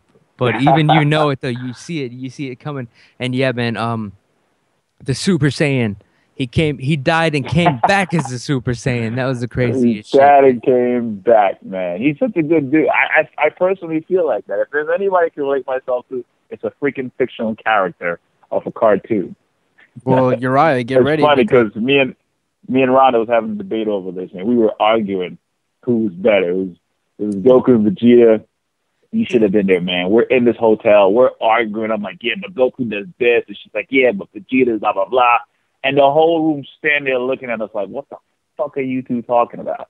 And we were just arguing about it. It was so funny. At the peak of I got to ask, I know you probably never actually realistically thought about this, but if you had to give yourself a realistic power level, if you had to guess what your power level is when you're at your peak in any fight that you've ever had or like training or sparring session, what do you think, honestly, man, what do you think your power level would be at right now, Uriah Hall? What? Now, when you say power level, you mean like I gotta charge up? I'm referring to like, okay, we all know the famous one where Vegeta is like, my power level is over 9,000. It's over 9,000. Do you think you are anywhere near to the 9,000 mark at your peak? You know what? I think I'm probably like a little bit of that Gohan, where I have this hidden power and I just need to be pushed the right way, and it will come out. I think I'm right there, because if you watch Gohan, he'll have some moments where some shit will happen. He'll just snap and he'll go back. And I've had those episodes. I've sparred or compete with dudes where I saw red and I did some shit that I didn't even know I could do, and then I would just snap out of it. It's weird. So all I'm doing is just trying to control it. I understand that, and it's weird. I'm probably right at level 2, like right there. I hear you, man. Well, damn. Hopefully, I do have 2 quick questions from my co-host on the call with us. But yeah, before I let you go, but holy shit, I hope you hit over 9,000. I hope you burst into flames against Thiago Santos and destroy this man. Yeah, give the fans what they expect. The Brazilians, man, they want to see that ambulance pull up to the octagon. All right. You know what? I'm just gonna have fun and be me. Because at the end of the day, man, as long as I don't look at this as a job, then I'm good. Because then once I look at the job, I forget to have the fun. I forget to be there, and then I'm just doing for others instead of myself, and that's what's important. You know what? I do have to. Sorry, I know I keep saying I'll toss it, and this is the last question, but wait, one more that I just have personally because I don't get to talk to you too often. You're right, man. This is a privilege. That's cool. Do you feel in any way bad about being the man that retired Chris Levin, or do you think it was going to happen no matter what? I mean, you retired him on the stool, literally mid-fight. He said he gave up. It was done. It was all over. Are you like? Do you consider that a privilege that you literally put away an MMA? Maybe legend, but definitely like. He was a top tier guy. He was an icon of the sport. How does that make you feel knowing that you retired him on the stool mid-fight? Well, first of all, I just want to say I have the utmost respect for that guy. And season 1 was the first Ultimate Fighter I've ever watched, ever, from start to finish. And I fell in love with his character because I related to him where, some of the guys on the show were picking on him. And, you're in that uncomfortable environment where it was hard to handle it. So I respected him for that. And, I followed him. I had nothing against him. When I got the word I had to fight him, I was like, ah, shit. But you know what? I had to separate those emotions, and I went out there and I did what I did. I don't really feel that sense of, oh, my God, I don't feel that. I look at every fight as very important. Again, there's an ultimate goal to go up against the best guys, but fighting Chris Levin, it was a fear of certain things that I had to overcome, and I went in there and I unleashed it. And I was very technical. The game plan was to move and hit. I knew he was winding up, so I was just looking for shots, and I was just trying to pick him apart because I'm good like that. And I was just trying to be very, very articulate, and it ended up working. And, when he didn't come back out, I was more, upset that I wanted to go more because there was more stuff I wanted to do. But, I don't really feel like, oh, my God, yeah, I retired. Like, when people say, I don't really get excited about it because, I respect the guy. But at the same time, I just look at a fight as a fight. It's not a big deal to say, yeah, you retired the guy. I don't really get too excited about it. I would love to train with him because that brute force strength where he just comes forward, that's something good to go up against to kind of know what to do.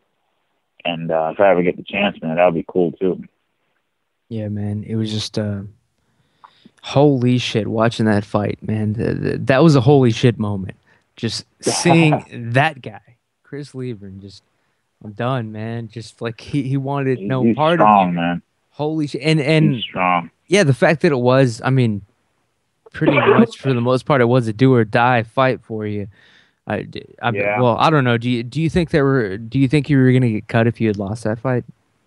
I probably would have gotten, maybe, yeah. But you know what? I wasn't thinking about it. Sometimes you got to just have what's called the fuck it system, where you just say fuck it. And I didn't make that fight where I was thinking more of the outcome. I focused more on the process of what's going on. So when I went out there, I was like, well, I'm just going to be here, and whatever happens, happens. So I didn't worry about the outcome. And that's something Shayla taught me, too. And, while I was doing it, I hear crowds are booing and stuff because, again, I wasn't fighting to their standards. Like, because you weren't spamming like video game moves. Yeah, I wasn't standing there. I wasn't brawling. Like right. They expect to brawl. I'm like, fuck that. I'm not gonna stand there and brawl with a brawler. That dude hits hard. Like I remember him throwing a punch and I blocked it and it still hurt. Yep. So I was like, nope, not staying here. They just think you're going to be. They think you're going to be the video game and the movie guy the whole time. Man. That's the problem. They don't realize that it's a good smart. It's a head case, man. You got to be smart. Fighters aren't just going out there to punch each other in the face anymore. They're very articulate, man. I enjoy that. That's what I love about it. I go out there and I like to up my game by seeing what I can do. Win or lose, but unfortunately the world doesn't see it like that. The world sees it, you win, you're the greatest. You lose, you suck. It sucks that the world sees it like that. And they don't realize the hardship that both fighters have to go through. Yeah. You don't. It sucks, but hey. Yeah, That's the MMA media for you too. It's always fight to fight. Yep. What have you done for me lately? That's their entire attitude. You know what I love? Whenever there's a news about me, and this is so funny, and every person that wrote an article about me says the same exact thing. It starts out like this. Ultimate Fighter contestant Uriah Hall was a runner-up of season 17 where he actually lost by Kelvin Gastelum after blah, blah, blah, blah. So they always talk about how I fucked up. And then they go right back, well, now he's doing this. It's every time. It's so funny. It's so funny. We expected this from him, and then he lost and blah, blah, blah. And then they go right into it. Everybody does it. It's so funny, man. They're hung up on the upset, man. It was just an upset, and they can't get past it, man. Well, it is. It's upsetting too because it's disrespectful to Kelvin too. You know, I mean, that's what's so frustrating about it is they want the guy's times, but then they go out there and they say stuff like that and they disrespect both fighters. You know what? Honestly, Uriah, I'll say it right now. The fight between you and Kelvin, I believe in my mind, honestly, 100% shoot, no bullshit, whatever. This is the word in the street. I believe that it was a draw. I think that it probably should have gone an extra round, dude. Do you have anything to say about it? Extra. I mean, you know what? That was an option. I wish. What was that? 3 rounds? It was 3, right? Yeah. I wish that finale fight should be 5 rounds. First of all, it should be 5. I had more gas in my tank, but you know, Kelvin. I had it a draw, dude. I had it a draw. I looked on paper and I was like, maybe that. I think that takedown at the end probably gave him a little more points, maybe for being of the judging system, which is half dumb. But I think that he had more points by that last takedown at the end. If that last takedown wasn't there, then it probably would have been a draw. But I'm not going to take anything away from the kid. I've trained with him, and let me tell you, man, this kid is freaking phenomenal. And I really can't wait to see what he can do. You know, he's like Chael said the best. He's not great at anything, but he's so effective. But I think he's just so good at wherever you put him. Like you put him here, he'll do it better. You put him here, he'll do it good. You put him here, he'll do it really good. And I have so much respect for him. And we're the best of friends, man. And we hang out so much. It's so awkward when people always see us together. Like, how the hell are you guys friends? You know, I'm like, what the hell is wrong with you? But it was really weird, you know. And you know, like I said, I think Kelvin handled it better because I was that phenom that everyone was looking at. Like, oh my God, he's done so much on the show. Let's see what else he can do. And I had all that hype, you know. And everyone was on the bandwagon. And everyone was behind me. Meanwhile, Kelvin was like, fuck everything. I'm going to beat this guy and show the world that you're not watching me. Watch the upset. But the weirdest thing was it was so hard for me to separate those emotions. For one, I've got to know Kelvin, and he was my friend. And maybe other fighters can do it. I couldn't do it. You know, I felt so weird going in there. And I'm like, yeah, I can do this. We can just fight it out to hug it out. It was the weirdest thing ever. Where it was like, fuck, we both made it here. And it was weird. And I think he did a better job to handle it because he had nothing to lose. He had nothing to lose. So he was like, I'm going to come at you. And, you know, he the hype wasn't, hype train wasn't riding him. It was, right. Yeah, no, definitely. You know, and it's got to be weird punching somebody in the face that you were living with. It was so weird. And you were laughing at his Scarface impression like a week before. I might have got a little distracted. Yeah, man. I might have got a little distracted because I know when I got back, you know, the whole team that I grew up with, training with, was just doing some shady shit. You know, like wanted me to sign contract at the end. Yep. Now it's time. Taking more percentage. And it was like, oh, you know, I left my job. And then when I came back, everyone was just kissing my ass. So I was around so many fake friends, you know, and a lot of people don't realize that. Like, after that show, like, everyone that was so fake were coming up to me. And I didn't know how to handle it. I'm like, well, wait a minute. Last month, you said I was a piece of shit. How are you hugging me right now? Like, what? Who are you? It was so weird. You know, I had that messing with me. And the fact that I had that, too, you know, I was just like, man, fuck it. I'm just going to go out there and have fun. Yep. Dana White talks about that. He talks about it happening to Mike Tyson. But, I mean, it's real then. Like, all of a sudden, your friends, all of a sudden, they're looking at you like you're a paycheck. Exactly. It's a hard game. That's why it's hard for me to trust people. Like right now, you know, I'm meeting so many people. You know, I had so many interviews with agencies, and come on, we'll sign you. I treat it like a relationship, man. I got to date you for a while, see if I like you, and then we can call official. And that's how I have to make it. And then people are like, oh, you're a jerk. I'm like, no, I'm not a jerk. I just been around a bunch of assholes and it's fucking with me. Yeah, So it's hard. What do you do? Leave the gate open for everybody? No. Like, I can't. And especially where I am now, it's easy for so many people to, just try to manipulate or do some shady shit. But I'm just so more alert now. I'm on alert. I'll be a dick if I have to because I have to protect myself. It's hard and it sucks. Yep. No, man. I don't envy that part of your life at all, man. That's got to be the hardest part. You know what? I don't really pay too much attention to it. My coach always said, you know what? It's not gonna last forever. Enjoy it. Personally, it doesn't really do it for me. I enjoy more of inspire people. I meet the trolls and I meet the people who, are there because I've done something to help uplift them. I meet people who are like, hey man, you're so good, da da da. I'm like, man, if I lose tomorrow, you ain't be saying that shit. But at the same time, I meet people. Like, I met this kid the other day in California, Chipotle. He was shaking. I'm like, you all right? He said, I can't believe I'm meeting you. I'm like, all right, cool. Don't worry about it, man. He's like, you don't understand. You saved my life. And I'm like, how did I do that? And he was like, I watched the show and I saw you were bullied. And, at the time I was bullied so bad I wanted to commit suicide too. And the fact that you made it out of there and, you had this positive reinforcement on yourself to be better and you took on your challenges. I decided to do it too, and I took up jiu-jitsu, and it gave me so much confidence and all that. That's the stuff I love, because those are the real people that I'm really helping. Not the ones that go out there, sign this. The fuck is my signature going to do? It ain't going to do nothing. It's fucking signature. It's like Yao. I did want to hit on that, Uriah. Yeah, definitely. He is another example from Queens, exactly. New York. Like that, that's what I enjoy more. I wouldn't care if people don't recognize me. I used to get mad. Clayton used to yell at me like, nah, son, you got to be nice. I'm like, I don't want to fucking talk to you because I know you're fake. It doesn't bother me if they don't recognize me or anything. I like to inspire. I like to help other people because that's more important than a fucking signature. Yeah, man. That you're probably going to sell to make more money off of me. And they're so good at it, man. I've met so many people. Slicksters. Man, and you know what they do too? I met a couple of people. They send the kid. They look at me and they send the kid right over where I can't say no. And I call them out and I'm like, why'd you send the kid? I'm not going to say no. The kid has memorabilia, 10 pieces. Right? You put the puppy dog eye kid to make me have to say yes. You think I'm stupid? Man. You know what, man? I don't care, man. I don't care. You know what? Yep. People are going to hate you and people are going to love you, but you know what? I'm there for the real folks.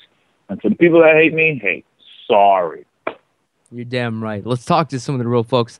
Last two questions before we let you go, Uriah. I'm sorry, man. No but it's just so fascinating. And I like talking to you, man. I mean, like, I don't know. This is fun, bro. If they told me the show had not been live. Yeah, if they told me the show had been bro. live. Oh, yeah. You got another month before your fight, man. Maybe let's get you back on here again. This is a good one. Yeah. This is therapy. We'll go to the racist Officer Allen question in a second, but again, it's just fake racism. It's just an angle to promote the fight. All right, people between Yao and Allen. I'm revealing that right now. But we'll go to Allen has a question, but first, the Ninja himself. He is my original co-host on the show. The Ninja. You are on with Uriah Hall and Coach Jamie Huey on the Win Street podcast, man. What do you got, man? What's up, Uriah? I just gotta say, what man, up, as somebody that's been bullied, as somebody that was really close to suicide from being bullied, fuck, man, you're an inspiration, and I mean that from the bottom of my heart. He does mean that, actually. Yeah, I do. Really I gotta admit, I gotta shoot with you straight. There's one fighter in the UFC that I look at that every time I hear you have a fight coming up, I don't worry about it because I have confidence in what you do and your philosophy and how you handle yourself, and I have the utmost confidence and respect for you, and I have faith. So every time I hear you have a fight, I don't even worry about it if you're going to win or lose because I have that faith in you. And I just had to tell you that there was only one other fighter that I've ever felt that way about, and that was Anderson Silva. But obviously, he's lost. So I mean, you're it. You're the guy that I don't worry about when I know you have a fight. When I know you're walking to that ring, I have so much confidence that you're gonna show your skills and do what you do, and you're gonna win or lose. It doesn't matter. But I know you'll be there. Standing tall at the end. I just wanted that made me feel good. Thank win you. or lose, yeah. And I just wanted to tell you that, you talked a lot about helping people. I share that same view. That's what I try to do. So I just wanted to tell you that. So maybe that gives you a little bit more confidence, that you'll have fans like us, the real fans that know you personally, that win or lose, rise and fall, we'll always be there for you, brother. Thank you so much for all your hard work and inspiration, man. I love you to death, and it's been an honor to talk to you. Oh my God. Man, if you were, if I was a girl, bro, that would have been so much points right there. just some real praise from the ninja coming through. That would have been so much points, man. Thank you so much, bro. That made my night, man. I'm glad to know that there's others out there too. I'm not alone in that. If I can inspire, and attest to that, then that makes me feel really good. So thank you so much. I really appreciate that. Not a problem, man. It's 100% truth. Oh yeah, and well, that gave me some boost. I'm ready to train. We'll definitely. Wait, Officer Allen also wanted to weigh in, and yes, I did. Trust me, the racist angle is totally made up on my part. It's just to sell this fight. I think he's gonna arrest you, man. Because I'm definitely the racist cop who went and bought Uriah a shirt and then gave him my only Team Darkside bracelet in Dallas. Oh, so you met Uriah. Officer Allen, come on. He meets at least 100 people every week. You're on with him right now, though. What do you have for him? What's going on? Officer Allen from Louisiana. Yeah, I just wanted to ask Uriah, like, I do 2-a-days or whatever now, like training, and I just wanted to figure out, like, what's the main thing the one exercise or one thing that you do that you hate going to the gym that day that you know that you have to do, and then what's your favorite aspect, as far as sparring, strength training, mitts, just best and worst things. Wait, I'm so sorry. Could you repeat that again? Yeah, what's your favorite thing to do at the gym in a training camp, as far as sparring, mitts, wrestling, whatever, and then and what do you dread? What do you not look forward to going to the gym that day and doing? I think Ollie was one of those guys that said it the best too, that he hates to train, but he'd know that at the end, he's going to be a legend. I mean, there are days that I hate training. There are days that I love it.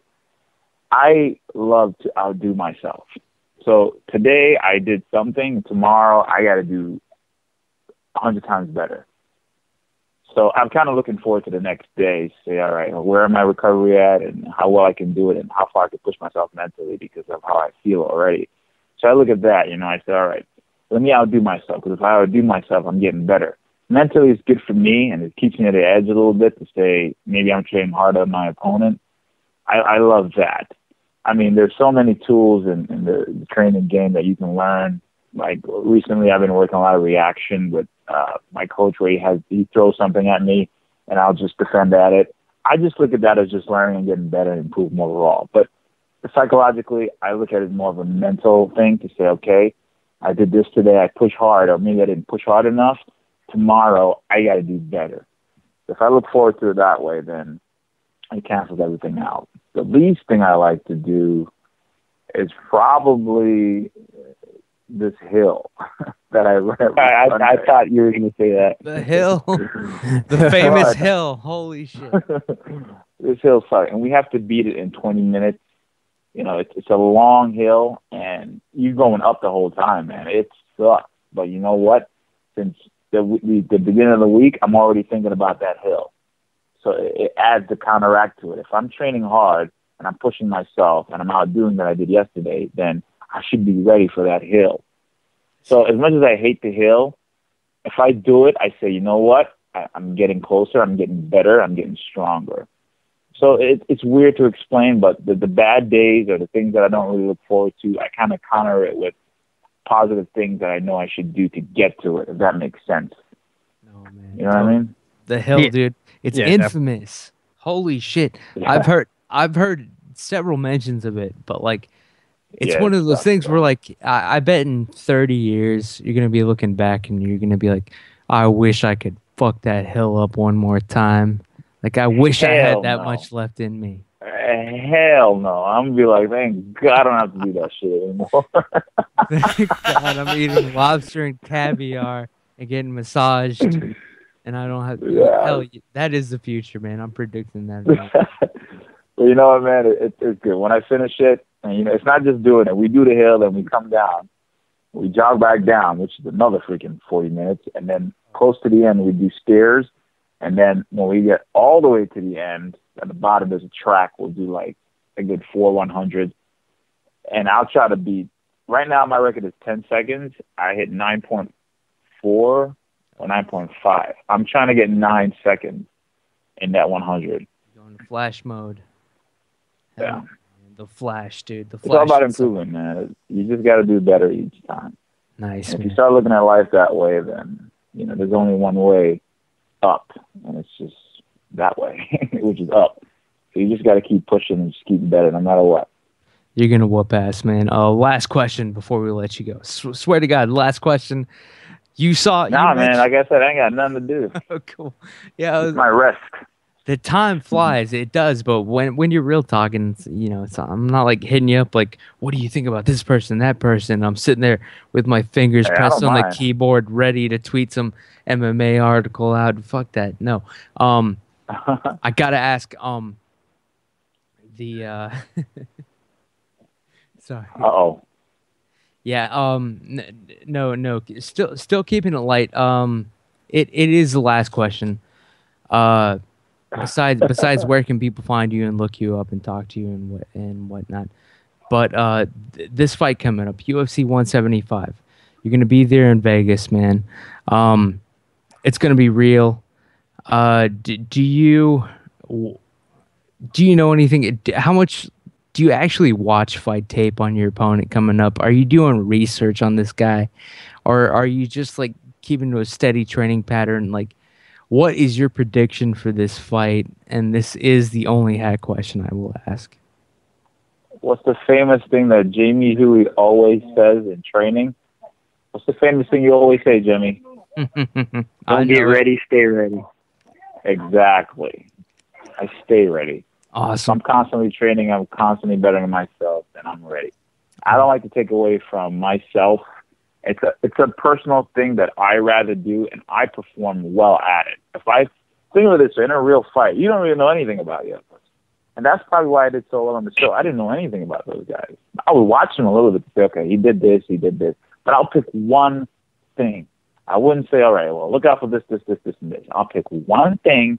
That way I don't have to cloud my mind, and then I'll just take away everything else from them.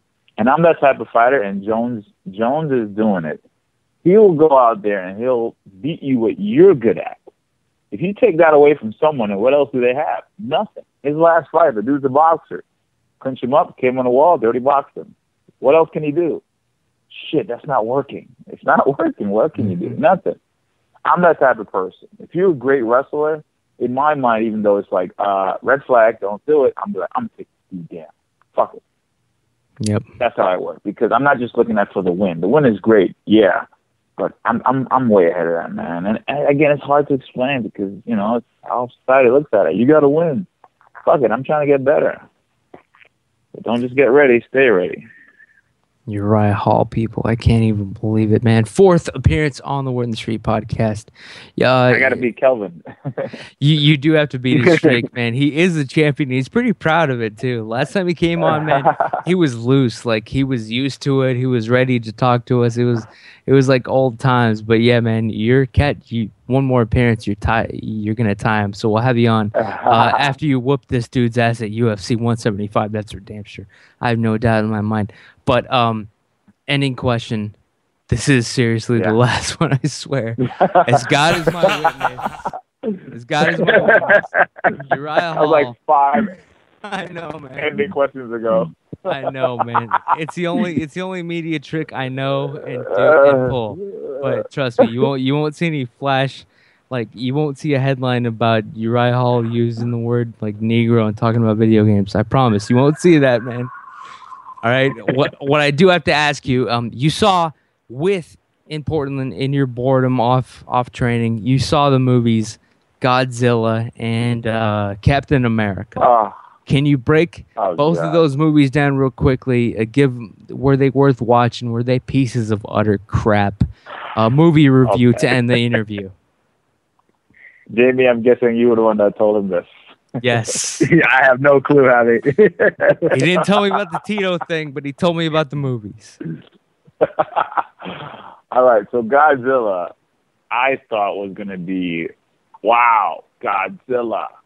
And someone made a great comment before I said, they're like, you know what, you promised me a lizard, you didn't give me a lizard. And he made some kind of analogy with that in porn. I couldn't figure out or tell you, but it made sense at the given time. But, you know, they promised a lizard and it was like, well, we'll show the lizard more, you know? And the story was cool, you know, Godzilla was there and he fought the guy fought the other beast or whatever, and Godzilla was kicking ass. At one point I was like, yeah, Godzilla, go! And everybody was looking at me like, who's this Negro in the back yelling? It was one of those funny moments. Of course, it was Portland. But, you know, I just wanted to see more of Godzilla. And I thought it was okay. I think if I can change anything from it, don't make it so dramatic. You know. The one-liners. It was just too dramatic. Like, it's a fucking lizard. Why are we crying over it? And the other thing I would change is more action. You know, the action was at the end, and it was cool. Captain America, was a badass movie, man. That movie was cool. What I didn't like about it is how fucking GSP got his ass whooped. He did, I'm like, man. you got to be shitting me. He got canceled. But you know what? It's good for Cav. I'm sure everybody was like, I'm sure GSP would whop the floor with this dude. But you know, it was good for TV. He did some crazy stuff. The moves that GSP did, I don't think he would ever do that shit in real life. It was some choreographed I've never even seen. He was on strings or wires. No, he had a stunt double for some of the moves. There was stunt doubles for like that backflip, that giant. Oh, okay. Well, some of those punches and kicks, I'm like, he would never do that shit. Yep. But again, it was good for TV. You know, so yeah, I like what's it called? Captain America. Spider-Man, I actually saw too. That shit was just too much drama. I'm not gonna lie, I got teared up at the end. You know, when something happened. I don't want to give it away if you didn't see it yet, but I'm sure everyone saw it because it's a big movie. And I got teared up, man. When she passed, I was sad. I was so mad. I was like, yep. Damn, she's so fine. Damn. I thought, damn. You know, I was teared up. But Spider-Man was just, it's like The Matrix. You know, the first one was always that good one. Like, it's my favorite movie of all time. I couldn't watch the other. I couldn't. I mean, I watched it just to kind of get it, but it was just too much. They overdid it. You know, keep it simple, man. My instructor used to tell me, Kiss, keep it simple, stupid. Keep it simple. Yeah, they really fucked. I've only seen the third Matrix movie one time. They fucked that up to hell. Yeah, they fucked it up so bad. I just keep going back to the first one, man. I hear you, man. But I'm still a Keanu Reeves fan. Go Keanu.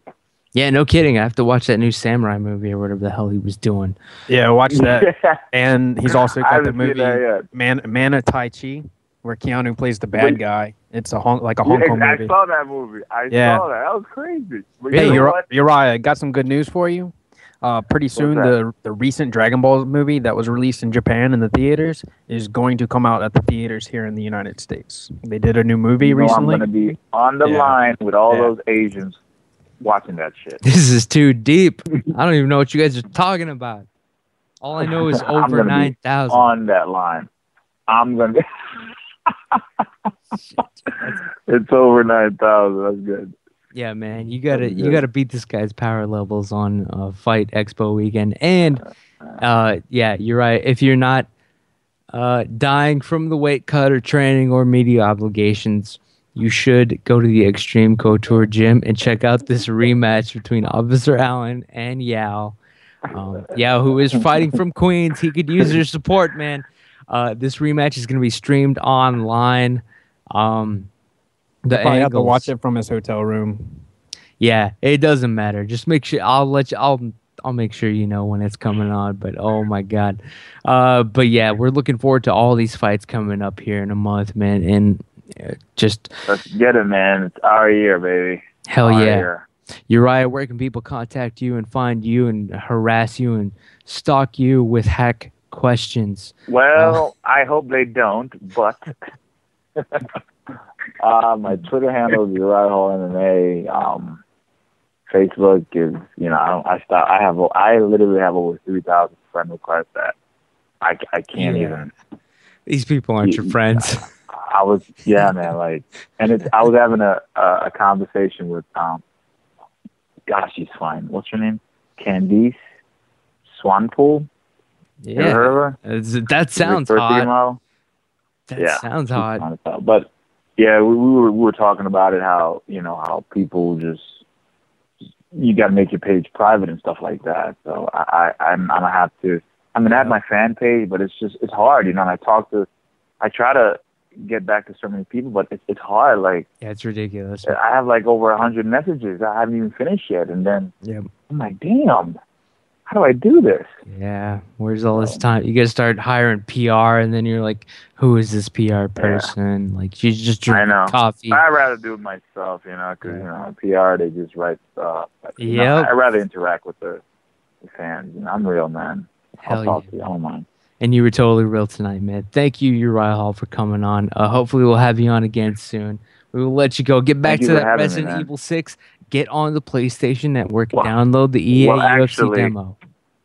Actually, my coach just came down because I got to get up there in, maybe 5 hours. He's like, you do know we got to wake up early, right? I was like, all right. Okay. Yeah, sorry to keep you on, but again, I can't thank you enough for giving us your time, man. I really was trying to keep it short, but it was a good time, man. It was good hanging, dude. What? 2 hours later? Yeah, I'm really. I'll make it up to you somehow. Trust me, I will. But yeah, It's man. cool, brother. Do what you got to do. I had a blast, man. I had a blast. And just want to say, thanks to those two gentlemen that called in, and I wish them luck. And just get out there and have fun, guys. That's what it's all about. Yep. Yeah, I know. Good luck to those guys, Coach Jamie and Jake. Also on the call. But yep, Uriah, we will talk to you soon, hopefully. Thank you for coming on once again. This was honestly one of my favorite interviews ever, man. Hope you have a good night. Thanks for having me. Best interview we've you done. too, bro. See you later, Uriah, man. Take it easy. All right, brother. Later. Jamie, peace out. All right, champ. All right. There he goes. Uriah Hall, ladies and gentlemen, UFC fighter. Coach Jamie. Yeah. Yo. I try to keep it short, but you almost kind of encouraged me a little bit. I'm going to spread the blame out. You said he was probably in Portland, Oregon board. At one point he did thank you for, just giving him something to do. So hopefully that was pure torture, but thanks. Well, that's the whole thing. That's the whole fun thing about this podcast anyway, man, is just keeping it real. And, these guys are just, it's fun to we were talking about the media, but I'm not the hurt you media. Yeah, but for people to see the side of some of these guys that I know, they're all genuine people. They're good people, and for guys to really, get an inside perspective of who Uriah Hall is, man, I think it's a good thing. So I was excited to definitely have him on, and where the interview and everything went, I think was really a good thing. He better hope he wins a performance of the night bonus in Vegas just so he can pay for his phone bill now. I'm gonna send him some money, to be honest. I'm gonna PayPal him some cash just for this appearance. It was an epic interview. He actually did. He was it was like we referred to it. It was a shoot. Coach Jamie, man, this guy he had some real talk with us, but he did say he was frustrated. That's Uriah Hall, I know. Yeah. So you've obviously gone to see a couple movies with him. What's the training like? Has that gone down? What's happening? He's working with Clayton, and as far as I'm concerned, I think Clayton's the best boxing coach in the whole sport of MMA. So and not just boxing, but Clayton has a very mental approach to everything. Like Uriah was saying, he knows what to say at the right time. He knows where Uriah is at without Uriah even needing to tell Clayton. They just kind of have there's kind of a special connection that Uriah and Clayton have, man. So he keeps them focused, he keeps them motivated, and he keeps them on track. So as far as training goes, I haven't been a big piece of it this time. Obviously, I've got a lot of personal things I've been kind of dealing with and getting moving from A to B and whatnot done. But from what I have been down at Rose City a couple weeks ago, Uriah sparring and everything, it looks sharp, man. He's on point. He's ready.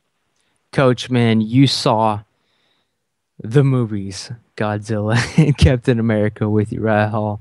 What is your review and your take on these movies, man? I haven't seen either of them, to tell you the truth. I enjoyed them. They're, neither one of them were Shawshank Redemption or Castaway. You know what I mean? Yeah, but you no can't go Citizen into Kane Captain America, or Godzilla expecting that type of a movie. But I enjoyed them. I think at Captain America I enjoyed a little bit better than I did Godzilla, but they were both good movies. They could be rentals, but they're also hour and a half, 2 hours of something to get out of the house, sit down and be entertained. I definitely didn't regret spending the money. I'd do it again. Awesome. And that interview did run extremely long, so we will just wrap this up. Thank you, Coach, man. But No the problem. Tough Brazil finale that we saw on Saturday, man, the fights, it went down, it happened. Your team, actually, I do want to note that fight of the season for Tough Brazil 3 went to, I don't even know how to pronounce this, Ricardo Abreu versus Bomba, Guilherme Vasconcelos. He got $25,000 for that. I don't know. I don't know if that actually means $25,000 or if it's just some sort of. I don't know how that really works, but supposedly he won fight of the season. Performance of the season award went to, Shoeface and Warley Alves for their knockouts and submissions, respectively. Another $25,000 to them. But we did see the finale. The headline was Miocic versus Maldonado. What can we say about that hasn't already been said? But as far as the Tough Brazil finale fights, Coach, Vitor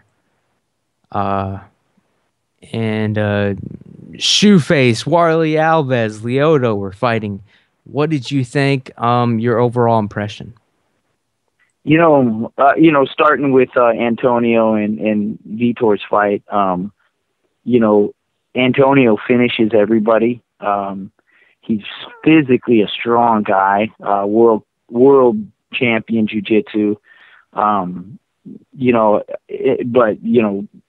Vitor is just a phenomenon in his own right as well. But, Vitor did such a great job of defending.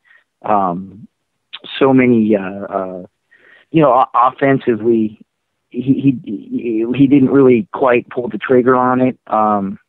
He was a little bit more defensive. Antonio had him in a lot of situations, but he was always able to figure out how to defend him. Antonio didn't really do a lot of damage, but I thought it was a great fight. It showed the skill set of both guys. Antonio won the fight.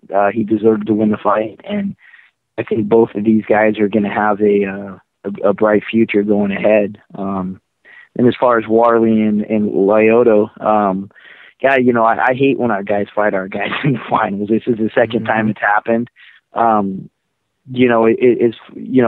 Lyoto is such a dynamic striker, and he really did a great job of keeping Warley at range for 2.5 rounds.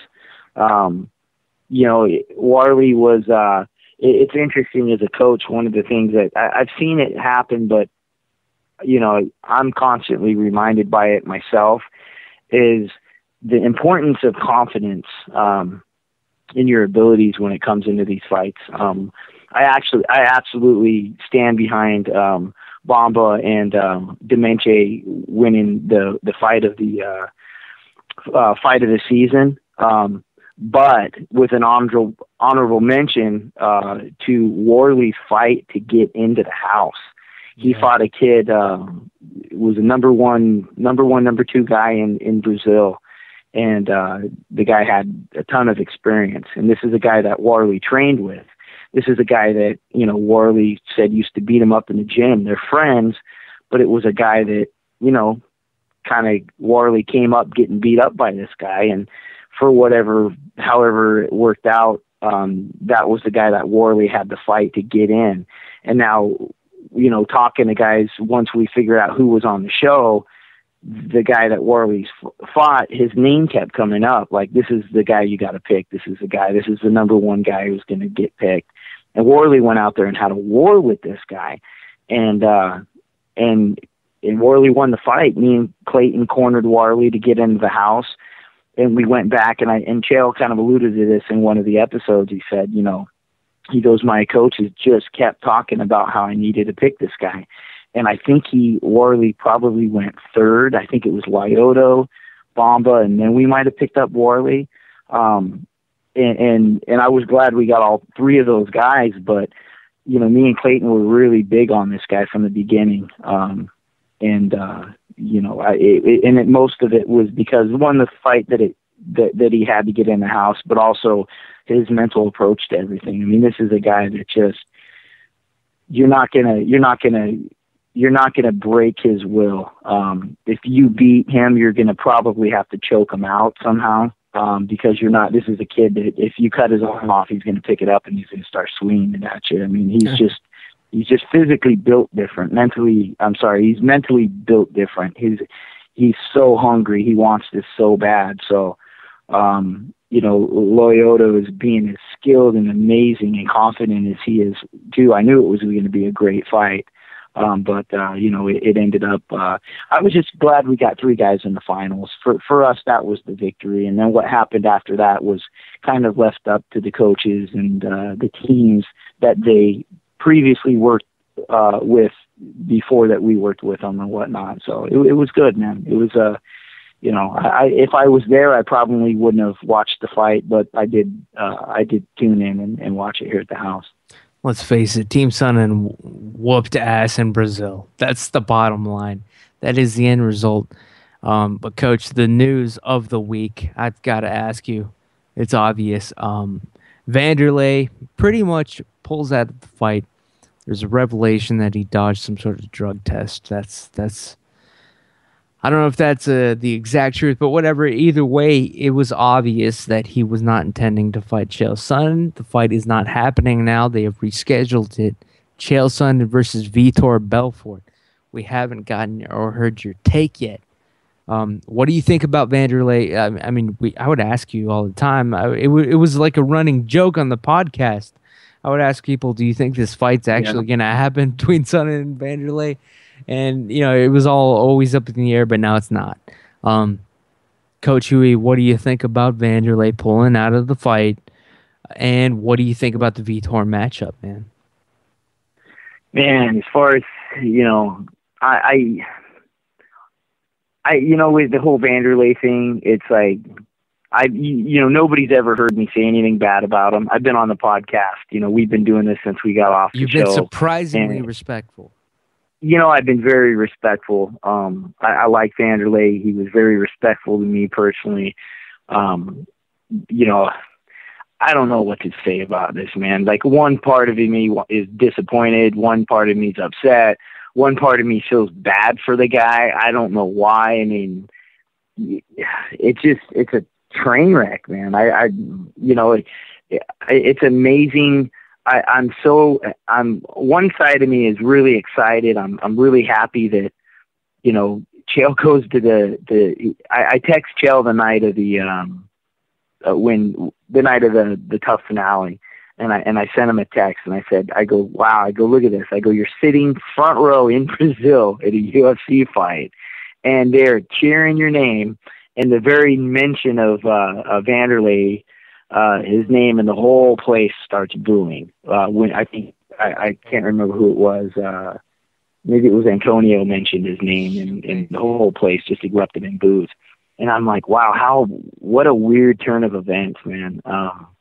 I'm glad that people really got to see again, much like Uriah tonight, the jail that I know, and the people of Brazil are really taking him in for what he is. I mean, the old saying is judge a guy by his actions, not on his words. And Chael really does a great job of mentoring all those guys over there. As far as the Vitor Belfort fight, it's a tough fight. Vitor is, even to Chael's own admission was his opinion was he was a fighter of the year last year. So, it's a tough fight, but, I have confidence Chael can beat anybody. It doesn't, in MMA, there's so many variables. It doesn't always happen that way. But it's a good fight. I think the real story here is the way Chael conducts himself as a fighter. I mean, Clayton said the same thing to Uriah, and Uriah alluded on it tonight that, this doesn't last forever, man. You can't do this forever. I mean, every once in a while, I'm 40 years old, I'll go into an old boxing gym, Johnny Toco's in Las Vegas or something, and, I'm warming a guy up, and I'm looking in the mirror, and I'm picturing, man, I wish I was still young enough to wrap my hands and shadow box and get on the jump rope and hit the bag and get a couple rounds of sparring. But the reality of it is I'm 40 years old, and I can't do what I used to do. The thing about Chael is, his career won't last forever, and he's aware of that, but he's making the most of it while he's able to compete at the level he's competing at. I mean, the guy's taking on the greatest fighters in MMA, and you can call him on 2 days' notice, and he'll show up and he'll fight the baddest dude out there. So the fact that the Vanderlei thing didn't happen, and Vitor, having such a great year last year, and Chael stepping up and saying, yeah, sign me up, I'll fight that guy right now. It really speaks to the volume of who Chael is as a person, as a fighter. It's a tough one, man. He might even, they might even, because of Vanderlei's stupidity and cowardice, they might actually force Chael Sonnen to lose almost 50 pounds to fight Vitor on some technicality. I don't think that's fair. I'm saying it right now, I won't pay to see that fight if they make him do that. That's an obvious setup. Come on, give me a break. You can't make him lose 50 pounds unnoticed because his opponent chickened out. That's not fair. I'm pretty sure the fight will indeed be at 205, but obviously it hasn't nothing is set in stone as we know. It's in his contract. It's in his contract. He said at 205, and I think he can just lay on that. And it's not that he can't make 85. It's work, man. Personally, I like Chael fighting at 205 better. But Mike Doce does some amazing stuff with athletes. He's got a system in place, and he can get them there. Personally, I like Chael at 205. I just think he's stronger. He just performs better at 205 than he does at 85. But the thing about Chael is they'll tell him what weight he needs to be, and he'll figure out how to get there, and he'll get on the scale. It's just, he's a professional. It's what he does. It's just 185 from, he said he was 236 or 232. I forget what it was, but oh God. Yeah, 236. That is just not fair. Like, your opponent chickens out, and now you have to lose an extra 20 pounds. No, I'm sorry. I'm not signing up for that. I won't. I'm saying it right now. I know he's too much of a fighter. Like, I'll fight anybody, anytime, any place. Company man. I will not pay money to see this fight if they make this setup happen. Come on. We don't need to stack it for Vitor that much, do we? But neither here nor there. Coach Jamie Huey, the interview with Uriah Hall did run long. I'm not gonna lie, but full disclosure, people, it was Coach Jamie Huey's doing. He did book this guest, this honorable guest, this legend in the making that is Uriah Hall. So, Coach, man, we do have to. We should probably wrap this up, but I do want to give you the last word, Coach. What's going on? What do you hear? What do you say? Where can people find you and contact you if they need to? Where can they harass you? What's going on? What does the audience need to know before we end this? Like always, on Twitter at Coach Jamie Huey, website www.coachjamiehuey.com, and then my Instagram is at Coach Jamie, same as my Twitter, and you won't find me on Facebook because I hate Facebook. Yes, me too, man. I don't know. I might revisit Facebook. I hate Facebook. I'm done. I agree. It's all exes and babies and marriages. I can't do it. I can't do it Facebook anymore. Other than that, I'm currently up here in Portland. I will be down in Las Vegas shortly, just kind of wrapping up some personal business up here. On some cars and getting ready to relocate. Be down at the Fan Expo. Are you okay with reffing the Yao versus Allen rematch fight? Yeah, absolutely. I think that'll be fun. Yeah, I'm gonna get a ref in there. I'm gonna get Stacey. I'm gonna ask her. I'll reach out to her this week, see if she's there. Actually, yeah, see if she's I think she's available. Actually, I'm cornering a Muay Thai kickboxing event that Friday, the day before Uriah's fight. So we'll have to come up with either Friday during the day or a couple days before, a couple days after. Yeah. We're super get flexible. That whole thing. Yep. Yeah, we'll get it all set up. I'll have her maybe come out. She can help wrap hands and work cuts. I don't know how serious this is going to get. Yeah, let's get her on the show for WWE, and guys got razor blades in their shorts or what. Yep. But we already came up with the rules, and what we decided was we're going to go with the 10-ounce, the MMA sparring gloves. Where they actually have like the padded MMA, gloves, but you don't have to wrap the hands. Full contact MMA rules. No elbows and no knees. That way there probably won't be any serious cuts. So we're talking competitive sparring. But now that you have a cut girl being there, I mean, maybe we should open it up.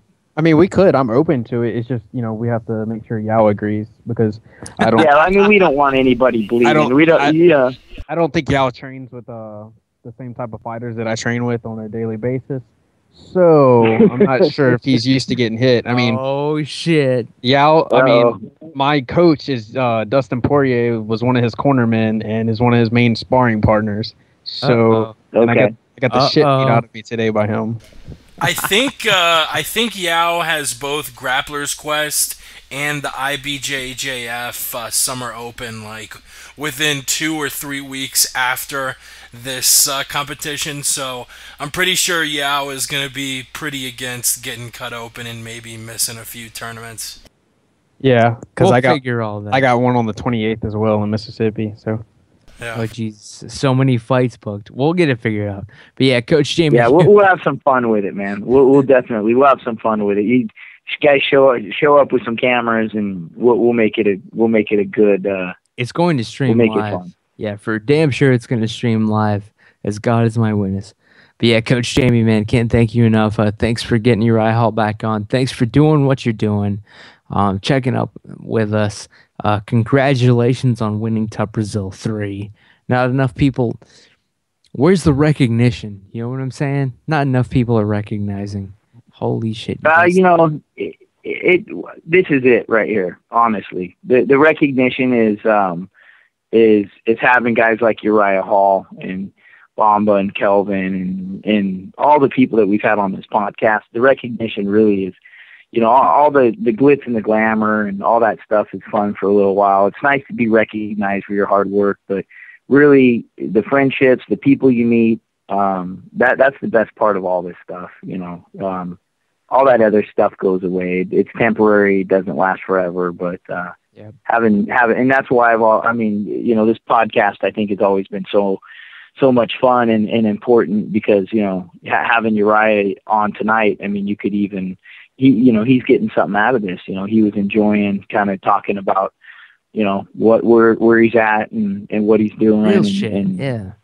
That's it, man. This is, for me, this is the best part. Right? I might bitch and complain about, being disrespected by sports and, make some jokes about it. But in the big scheme of it, man, I wouldn't trade the friendships and the people that I've been able to get close to for any of it. That for me is really the biggest payoff. Yeah, man. I can't thank you enough again for putting that together. Uriah Hall. That story he told about Tito at the Halloween party, that was horrific. It was a good one. Oh my God. So thank you for bringing that to the table. But Uriah Hall and Coach Jamie Huey, both guests on the Word in the Street podcast. Can't thank them enough. Coach Jamie, hopefully we'll talk to you in about a week here. But who knows? Absolutely. It's getting busy. But yeah, we will. I don't even have to tell you, man. We're friends. We're gonna keep in touch. But thank you everybody for tuning in. Coach Jamie Huey, thank you. Hope you have a good night and take it easy. All right, man. guys. All right, we'll talk to you in a week. Yep. Have a good one. Okay. Bye. There he goes, people. Coach Jamie, the living legend Huey, on the Word in the Street podcast. After Team Sonnen fighter, alumnus Uriah Hall, UFC fighter, he just retired. Chris Lieben on the stool. Good interview. Good people. Jake, Alan, Ninja, you guys are still left. Let's say goodbye in that order. Jake, man, what's happening? What do you hear? What do you say? Let's start sending this shit out. That was a fucking amazing interview. I'm really glad we were able to get Uriah on. We had him on for 2 hours, but honestly, it was a super entertaining 2 hours. I feel bad. You can find us at the MMA Podcast. We got Aljamain Sterling on soon, like I said during the interview. Wayne Barrett on soon. Follow us at the MMA Podcast. And that's the bottom line. Hell yeah. Officer Allen, you're going to fight Yao. But other than that, or whatever the fuck you want to say, man. Officer Allen, go on. Where can people find you, contact you, this and that, yada yada? Don't worry about finding me or contacting me. Just wait till July and wait and see. Ninja, what do you got to say, man? My co-producer, alive, still kicking, man. Any shout-outs, anything you want to say before we wrap this sucker up? If you don't want to follow the Ninja, then I'm afraid I've got some bad news. Because the Ninja will change your life. Shout out to my brother, my mentor, my all. I love the guy to death, Renzo Gracie. Follow him. He's a life-changing guy. Thank you to everybody on here. You guys are awesome as always. Follow me on Twitter at the Gracie Ninja. It's awesome. Thanks, guys. As God is my witness, a Word in the Street podcast. Sorry we didn't get shout out Yao the Truth. Again. Shout out the Jew, the bastard son, Ross Finkelstein. Shout out to Hornswoggle. I'm sorry, Ramses. Next time. No, you got it. Next time, people. Word on the street. See I'm a hard hitter, one hitter, quitter. Step up to me, look buddy. You stepping up to a gorilla. I bang your head down till your head like egg dog. Don't think I'm scared, dog. I leave it red, dog. Somebody go get their ass kicked. Somebody go get their wings split. Somebody go get their ass kicked. Somebody go get their wings split. Beat him up, break his neck, beat him up, break his neck, beat him up, break his neck, beat him up, break his neck. Play, take me through it. Well, I'm the best corner in the game. When you try me with a sorry receiver like Crabtree, that's the result you gon' get. Don't you ever talk about me. Who was talking about you? Crabtree, don't you open your mouth about the best. Or I'm gonna set it for you real quick. LOB.